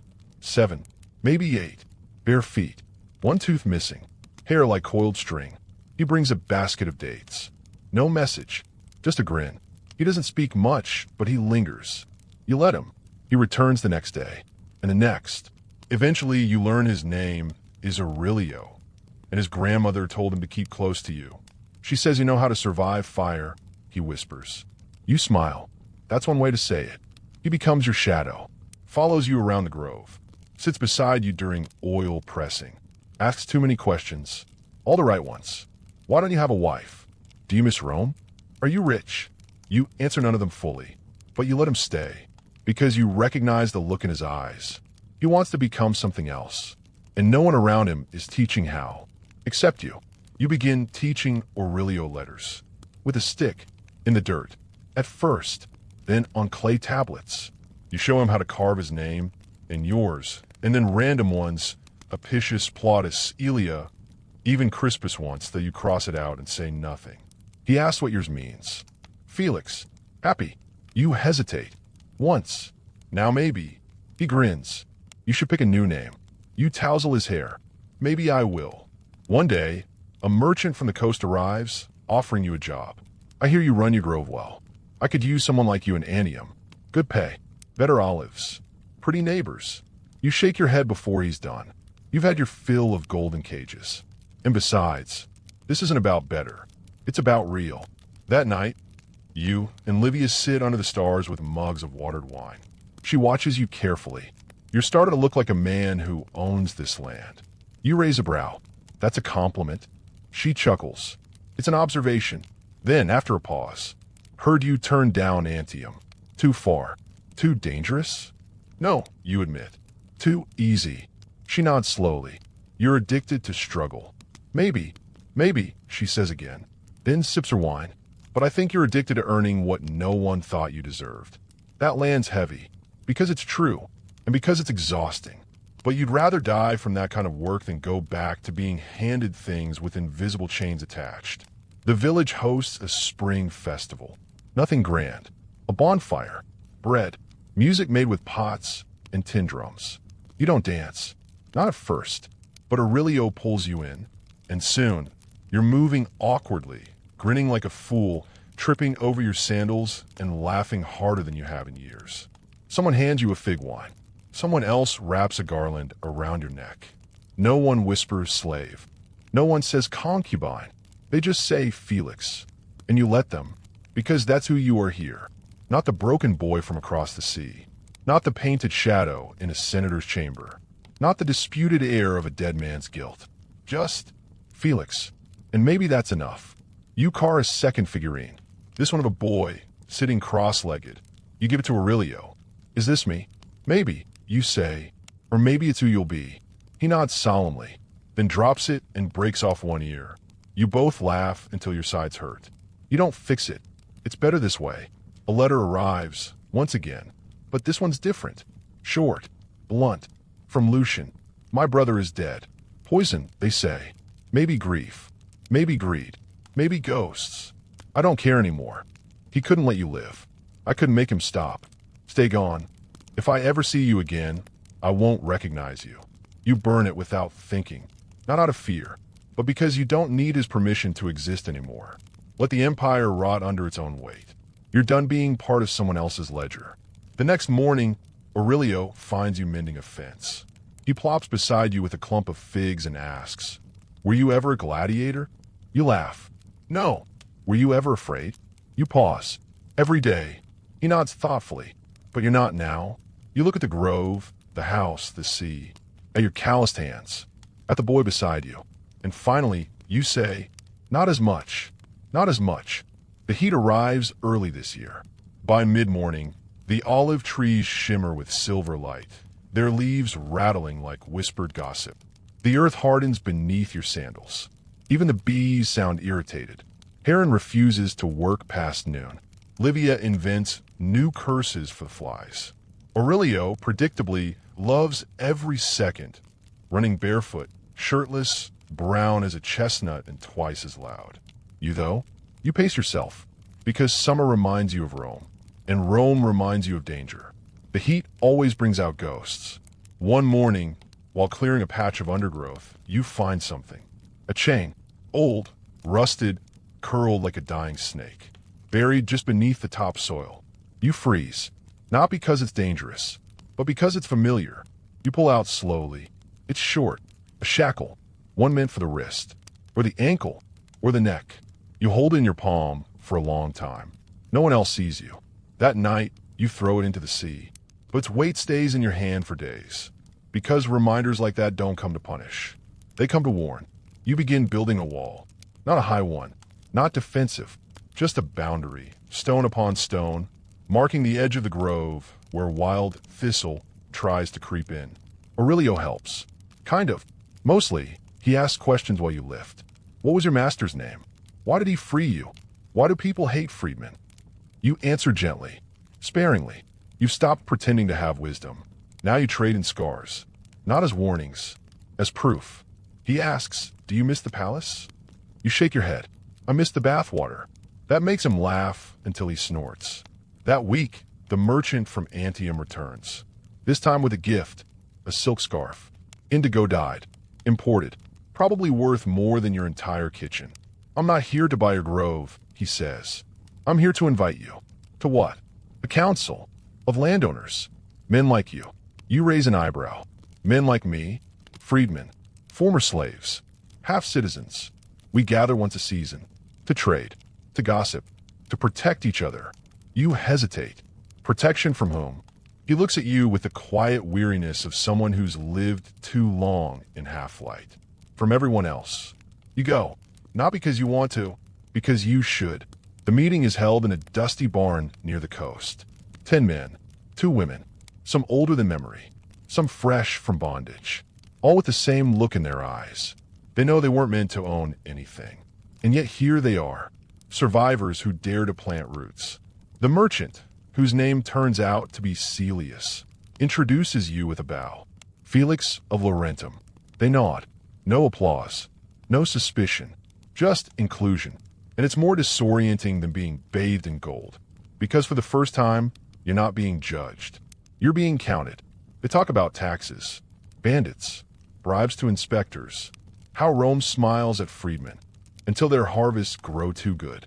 One woman named Ilaria says, we're too rich to be invisible, too poor to be protected. That's the curse. You ask how they manage. She shrugs. By being useful to each other, and by keeping our heads down. Another man adds, and by never, ever sending your son to Rome. They laugh. It's the sound of shared trauma wrapped in tired joy. You laugh too, because you recognize the echo. On the way home, Celius rides beside you. You're one of the lucky ones, he says. You smile without looking. I know. No, he says. I mean it. Most concubines don't get land. Or titles. They get thrown out. Or married off. Or killed. You nod. I got a will. He pauses. Did he love you? You don't answer. After a while, he says, doesn't matter. Rome doesn't believe in love anyway. Just property. Then he claps you on the back and rides ahead. And you sit with that. Because it's true, but it's also not the whole truth. Somewhere, buried beneath the chains and rolls and silences, there was something like love. Not clean. Not kind. Not enough. But something. And maybe that's all any of us get. Back at the grove, Aurelio's waiting. He's made a crown from dandelions and broken fig twigs. Where'd you go? Somewhere with people who've also lost things. He nods solemnly.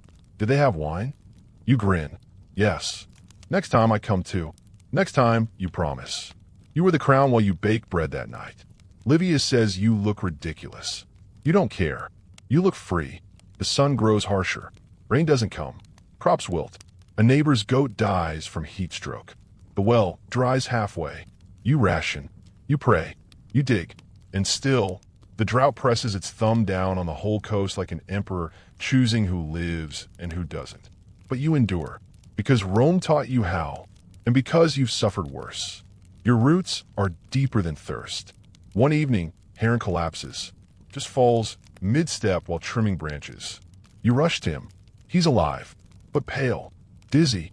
You carry him inside, pour water past his cracked lips. He mumbles, getting old's a betrayal. You whisper back, so staying alive. But we do it anyway. He grins through the pain. And in that moment, you realize, this is what power looks like. Not land, not titles, but tending, keeping old men alive, teaching boys their worth, outlasting the storm, and still having the strength to build after. That night, you sit alone under the stars. No wine, no words, just breath, just sky. You look at your hands, calloused, dark-scarred. They don't belong to a concubine anymore. They belong to a man, a farmer, a guardian, a ghost who taught himself how to live again. And tomorrow, they'll plant something new, because that's what freedom does. It sows, even after fire, even after chains, even when no one's watching. You dream again, but this time it's not Rome. It's water, an endless sea stretching in every direction, black as ink, smooth as polished obsidian. You're floating on your back. You're weightless, silent. A single star above you blinks like a god's tired eye. Then a voice, your voice, whispers, "You were never meant to sink." And you wake up, salt on your lips, tears, maybe, or maybe just the last bit of the sea finally leaving your lungs. You get up before sunrise. Bake bread with your own hands. Let the dough rise while the world is still half asleep. It's not joy. It's not peace. It's something else. And you're learning that's okay. Word spreads about the council. More freedmen visit. Some with questions. Some with goods. One woman brings a bag of river stones and says she's been collecting them from old execution sites for luck. You don't ask whose luck she means. Instead, you offer her water and a place to sit. Because once not so long ago, all you wanted was the same. You become something strange in the village. Not noble, not priest, not elder, but something more dangerous. Trusted. And trust, as Rome taught you, is currency wrapped in teeth. So you keep your generosity measured, but your doors? Open. Aurelio finds a baby bird, fallen from its nest. Eyes shut, naked, shivering. He insists on saving it. You tell him most don't survive. He insists harder. So you build a makeshift nest in a basket. Feed it mashed figs with a reed. Sing to it. And every time you do, you remember a younger version of yourself curled in a linen sheet, pretending sleep while a hand traced your cheek like a signature. Back then, you didn't know how to say no. Now you teach a child how to say yes to life, even when it's dying. Especially then. A drought takes another neighbor's land. They move to the city, leave behind a cracked well and 3 chickens. Aurelio names them after Roman gods: Juno, Mars, and Steve. You don't correct him. It doesn't matter. What matters is that he's laughing again, that the chickens follow him like worshippers, that your grove still stands. Barely, but still. One evening, a stranger arrives. No carriage, no baggage, just sandals, a worn cloak, and a face you almost recognize. He doesn't speak until the meal is over. Then, "I once served your master's household." You stop chewing. He continues, "I was kitchen staff. Before the fire, before the will." He pauses. "I saw you once, in the corridor, crying." You don't deny it. Instead, you ask, why come now? He places a scroll on the table. Because the empire's falling apart again, and people are starting to dig. Old names, old debts. If they can't unmake your land, they'll unmake you. You glance at the scroll. It's blank. Write your own history, he says, and leaves before dawn. You never catch his name, but you remember his face. Because back then, no one looked at you. Only through you. You think about it for days. Writing, owning your story. You hesitate, not out of fear, out of doubt. Because who would believe it? That a boy from a forgotten province, once sold for a basket of grain, became a name in a dead man's will, became a survivor, became you. But then you remember. You don't need them to believe. You just need you to remember. So you write, not for fame, not for legacy, but for the boy who once knelt by a marble fountain, washing blood off his feet and whispering apologies to the moon. You write about the baths, the whispered orders, the tight shoes that taught you pain doesn't always look like a whip. You write about Lucanus, not as a villain, not as a lover, but as a man, flawed, lonely, too afraid to want gently. You write about Crispus, and the way power curdles in a man who was never taught how to be denied. You write about the painting, and how was the first time you saw yourself finished.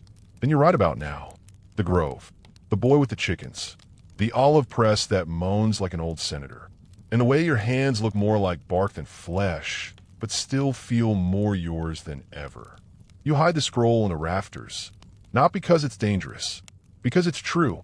And truth, you've learned, is best kept quiet until it's needed. The baby bird dies, quietly, in the middle of the night. Aurelio finds it stiff, eyes open.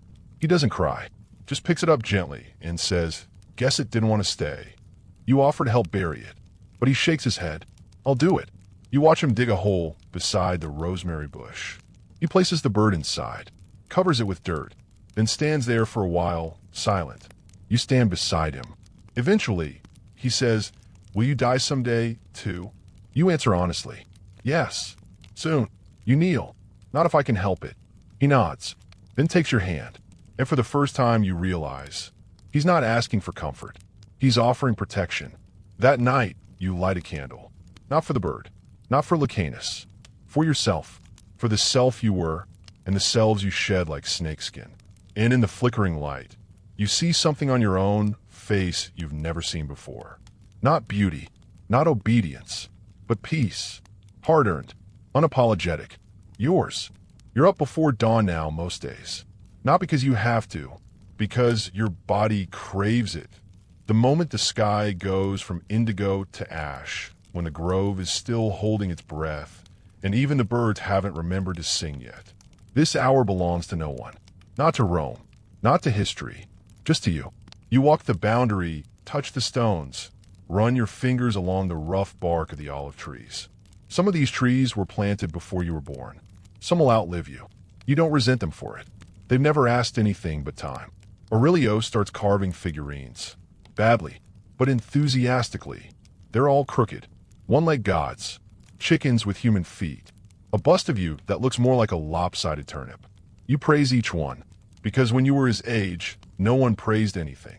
Only corrected. Only measured. Only silenced. He sets his work on a shelf in the shed and calls it the Temple of Maybe. You don't laugh. You nod, because you know exactly what that feels like. The well fills again. Rain comes in fat, lazy drops.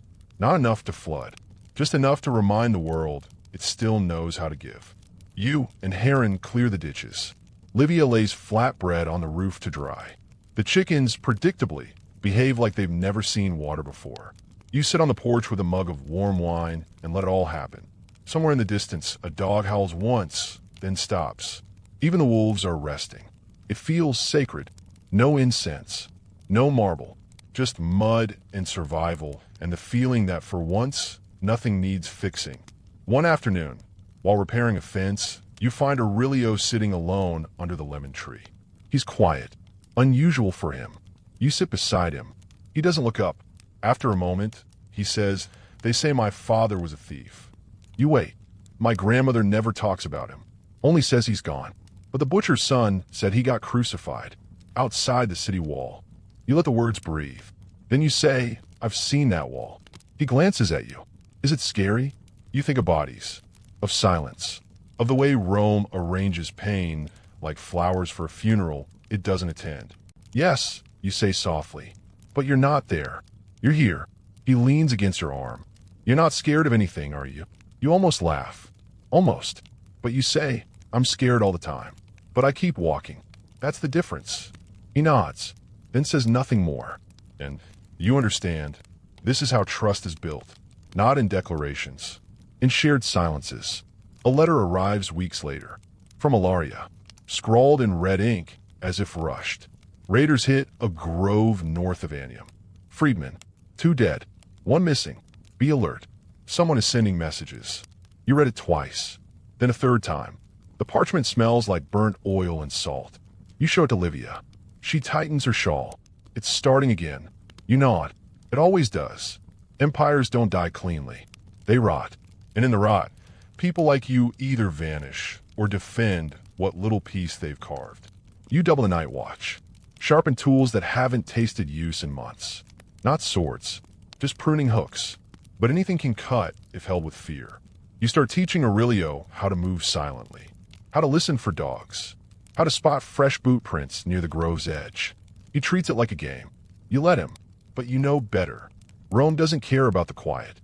It only listens when something bleeds. At the next council gathering, numbers are down. Only 7 show. Why is a black eye? Another won't stop watching the door. Celius doesn't come. Ilaria does, and she's furious. "They're targeting us," she spits. testing how far they can go before we scream. What do we do? Someone asks. She looks to you. You pause, then say, we plant, we protect, we prepare, but we do not beg. They murmur approval, but fear hangs like smoke. You walk home through shadows, not paranoid, just awake.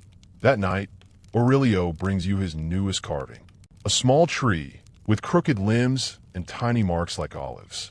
Is this one yours? You ask. He shakes his head. It's ours. You don't speak. Just take it gently. Set it on the windowsill beside your candle. It stands crooked, imperfect, unapologetic, like all of you.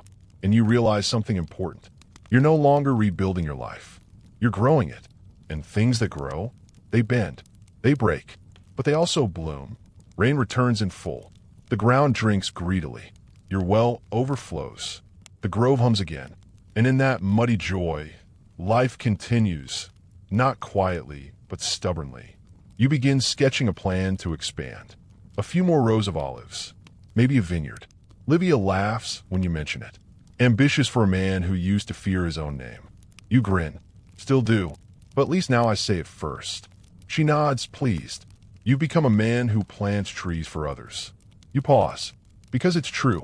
And because you never imagined being the root instead of the fruit. The chickens lay 2 golden yolked eggs. The fig tree doubles its crop. A traveler passes through and swears your oil cured his joint pain. You don't argue. Miracles aren't always magic. Sometimes they're just presents. You write that down on a scrap. Tuck it behind a rosemary bush. Maybe someone will find it years from now. Maybe not, but it'll be there. Like you, like this grove, like truth, quiet, stubborn, and refusing to be forgotten. You wake to a sound you haven't heard in months. Hoofbeats. Fast. Too fast for travel. Too soft for commerce. You slip on your sandals, grab the curved sickle you keep beneath the doorframe. Not a weapon, but close enough, and step outside into the orange-pink hush of morning. A figure rides up the hill, dust-caked, breathless, his horse foaming at the mouth. Aurelio watches from the shed. Livia appears on the porch with a ladle still dripping stew. The rider slides from his horse and hands you a scroll. Sealed. Broken already. Ilaria's mark. Just 2 lines. Celia's taken. Burn his fields. He resisted. You must choose. Vanish or fight.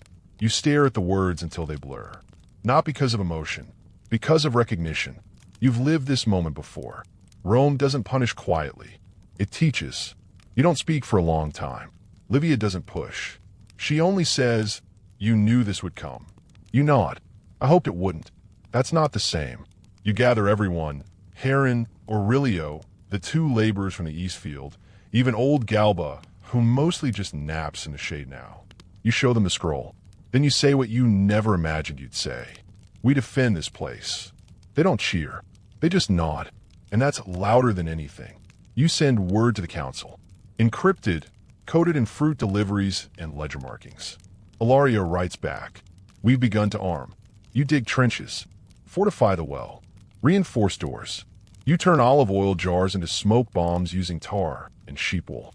Aurelio practices with a slingshot, aiming at fruit, then fence posts, then the corner of your workshop. Livia says, if he survives this, he'll be insufferable. You laugh once, not because it's funny, but because you need the sound. That night, you sit under the stars with Heron. He sharpens a pruning blade, the rhythm steady. You ever kill a man? He asks. You shake your head. Not directly. Me either, he says. But I've survived one dying beside me. Feels the same. You sip your wine. It doesn't feel heroic. No, he replies. It feels like a tax. Aurelio asks why you're so calm. You consider lying. But you say, because I've already lost everything once. He frowns. But not this place. No, you say. Not yet. Then you kneel beside him and add, but if we do, we start again. Like we did before. He stares at you. You mean like, run away? You hold his gaze. No, I mean we survive on purpose. Like weeds in marble. He grins, then offers you his latest carving. It's a lion, with 1 eye, and wings. It's ugly. You keep it anyway. Days pass. No attack. But tension thickens like unspoken grief. Every sound at night is sharper. Every crow in the tree line feels like a scout. A dog barks 2 hills over, and you stop breathing for 5 seconds. You teach the others how to douse lamps quickly, where to hide the food stores, which trees you'd have to burn first if retreat became necessary. It's absurd. You were bred to please, trained to obey, painted like furniture, and now you're the leader of a rebellion no one will ever name. A messenger brings news. Ilaria's grove held. Barely. 1 man dead, 2 wounded, but they repelled the raiders. You think it's soldiers? Heron asks. No, you say. Soldiers follow orders. Then who? You pause. Men who think the land isn't ours. Which is true, and always has been. You were never meant to keep anything, just to serve what others owned. But now that you've tasted ownership, you'll choke on it before you spit it out. At dusk, you catch Aurelio practicing with a stick like a sword. He sees you watching. Stops. I'm ready. You walk over. Take the stick. Turn it gently. Hold it like this. Lower. And remember, it's not about killing. It's about stopping. He nods. Then, softly, I don't want to be like them. You won't. But what if I hurt someone? You probably will. He blinks. You say, and then you'll feel it. And that's what makes you different. He doesn't answer, but he tightens his grip.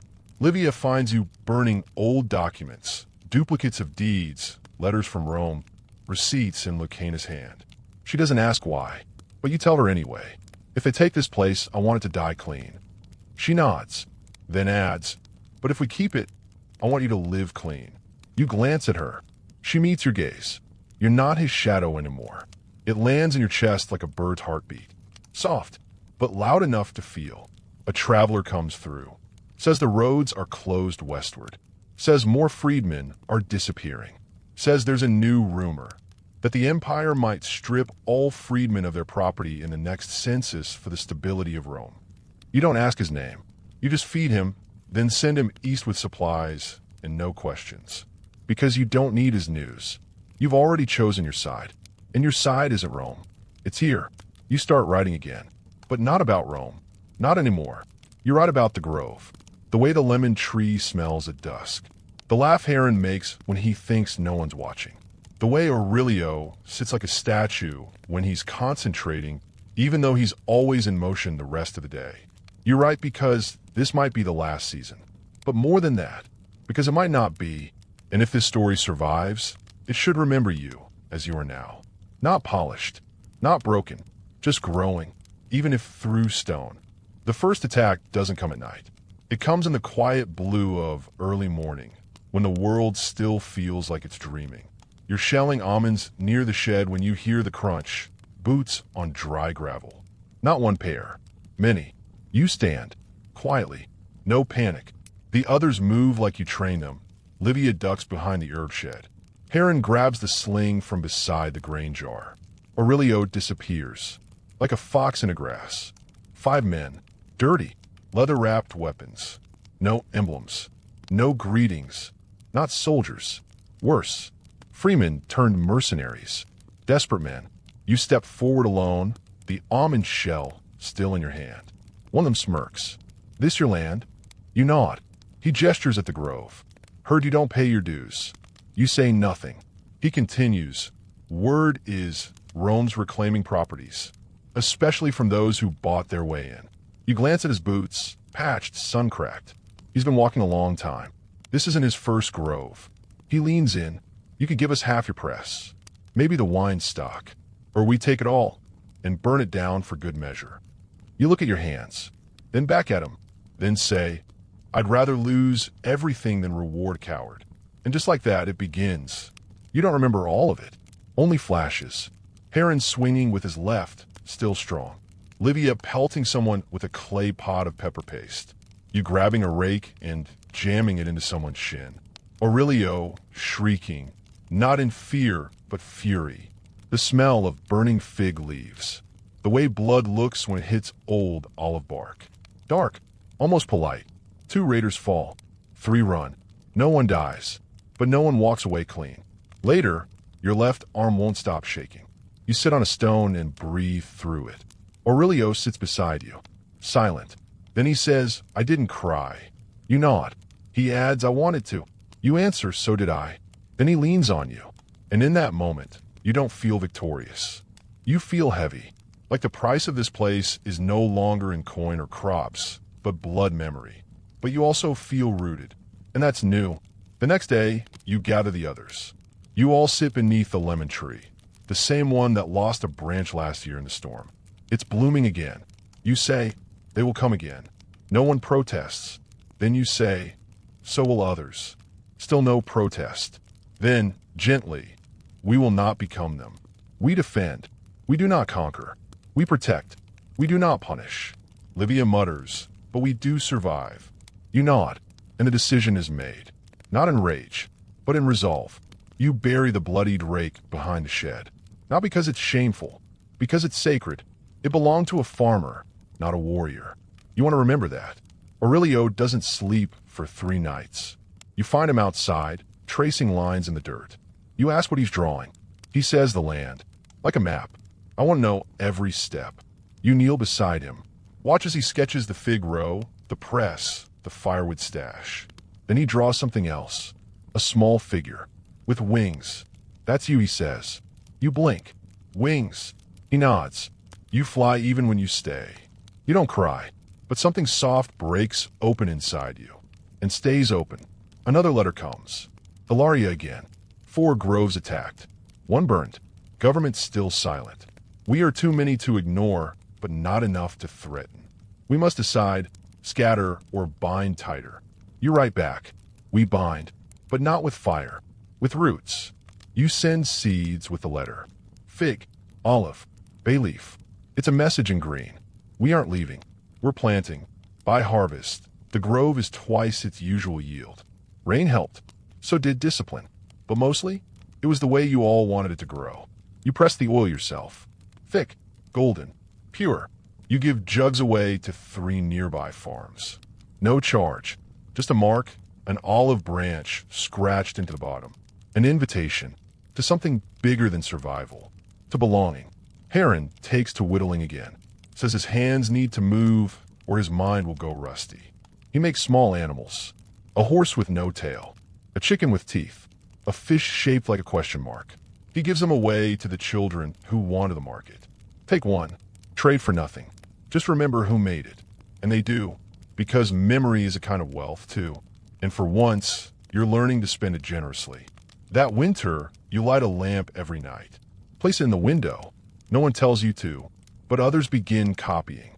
Soon, small orange glows the hill paths at dusk. Lanterns in groves, lights in old pottery, a dozen silent signals. We are still here, and if the Empire forgets you, so be it. You remember each other, and that's enough. That's more than Rome ever gave you.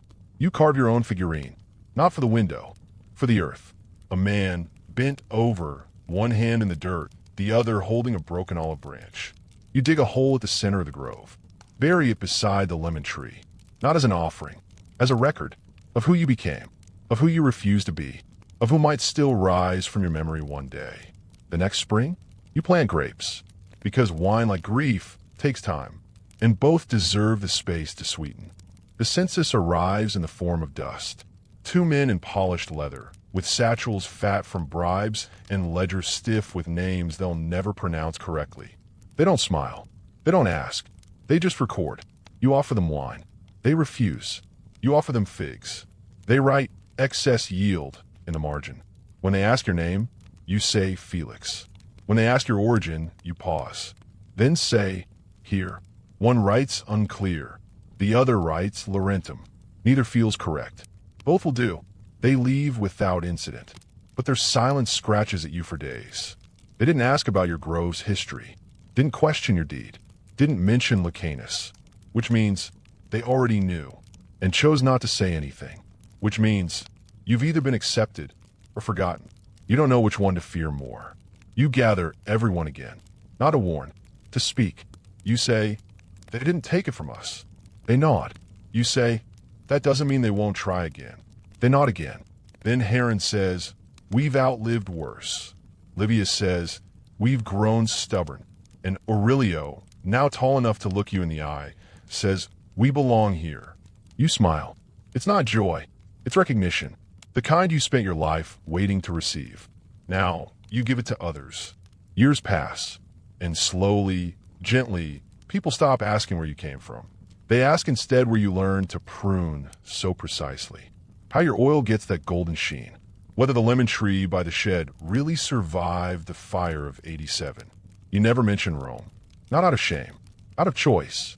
Rome isn't your spine, your scars. The way you don't flinch at thunder. But it's no longer in your mouth. You've tasted better things since. Aurelio builds his own press. It creaks louder than yours. But it works. He paints a sun on the side. Yellow, flaking, ugly. You help him anyway. One evening, he hands you a slip of papyrus. He's written, "Felix taught me how to grow from ash." You tuck it behind the rosemary again and say nothing, because it's the first time someone wrote your story correctly. You start forgetting things. Dates, names, the word for pitchfork. Your hands don't move as fast. Your knees pop when you sit. One morning, you walk to the lemon tree and can't remember if you planted it or found it. So you sit beside it and wait, and slowly it comes back. Not like a wave, like a trickle, a memory of a boy with a crown of twigs, a man with a will, a house filled with shadows and quiet hunger. You remember, and you're grateful you forgot, even for a moment, because forgetting is proof that something else filled the space. Like sun after rain, like a grove after fire. Heron passes, quietly, in his sleep. Aurelio buries him near the fig tree. You carve the marker, just his name. No dates, no titles, just Heron. Because some men grow so deeply into a place they don't need to be explained. They become the land, and the land remembers. One day a girl arrives, maybe 12, maybe 10, carrying a sack of onions and a goat with one eye. She asks for Aurelio. He smiles, then says, "This is Soraya." She grins, crooked as a rusted key. You recognize the look. A child with no home, try to become something else. You welcome her and show her where the lemon tree is. She doesn't ask questions, but she touches the bark like it might answer anyway. You watch and realize you're watching the next root take hold. The grove survives another fire. Lightning this time burns the back slope. You fight it with wet sheets and curses and your whole chest screaming air. But you win. Barely. The loss stings, but doesn't shatter, because you know the pattern now. Rome falls, grove burns, but you remain, and things grow again. Always, even if slower, even if different, even if only in the hearts of people who never knew you before your hands turn to bark and your voice cracked like old wood. You begin to forget your old name, the one whispered in candlelight, the one scribbled in Lucanus letters, shaped like possession. You remember Felix, because it fits, not because you're always happy, but because you chose it. Every day, through blood, through rain, through silence, you became it. You planted it in others. And now, it blooms even when you sleep. You die in your bed, in the house you built, beside the grove you tamed, with a wooden lion by your head and a slip of papyrus folded into your hand. The last thing you hear is wind through fig leaves. The last thing you feel is warmth, smaller than sun, but deeper. It's enough. It's more than Rome ever gave. It's yours. And now, slowly, let's leave the grove behind. Let the olive trees whisper their secrets to the wind. Let the figs ripen in their own quiet rhythm. The sun is soft again, draped across the hills like an old blanket. The firewood is stacked. The lanterns flicker just enough to remind us that someone still remembers. You've come a long way, from a painted concubine in a marble corridor to a silent farmer who grew something nobody could steal. And though time has worn your name at the edges, the roots you planted run deep. Deeper than shame, deeper than memory, deeper than empire. So let the noise of Rome fade now, like distant thunder. Let its politics rot where they belong, in the mouths of senators and on the backs of forgotten scrolls. You're not theirs. You never were. You're the cracked bark and the bruised knuckle. You're the boy who survived silk sheets. You are the man who taught a child how to hope. And when the world tries to measure you again, by coin, by blood, by title, just smile. They've already missed the point. Now close your eyes. Feel the lemon wind. Smell the earth. Hear the press groan its lullaby slow and low and ancient. The grove is safe tonight. The story is told. And you? You are finally gently free. Sleep well.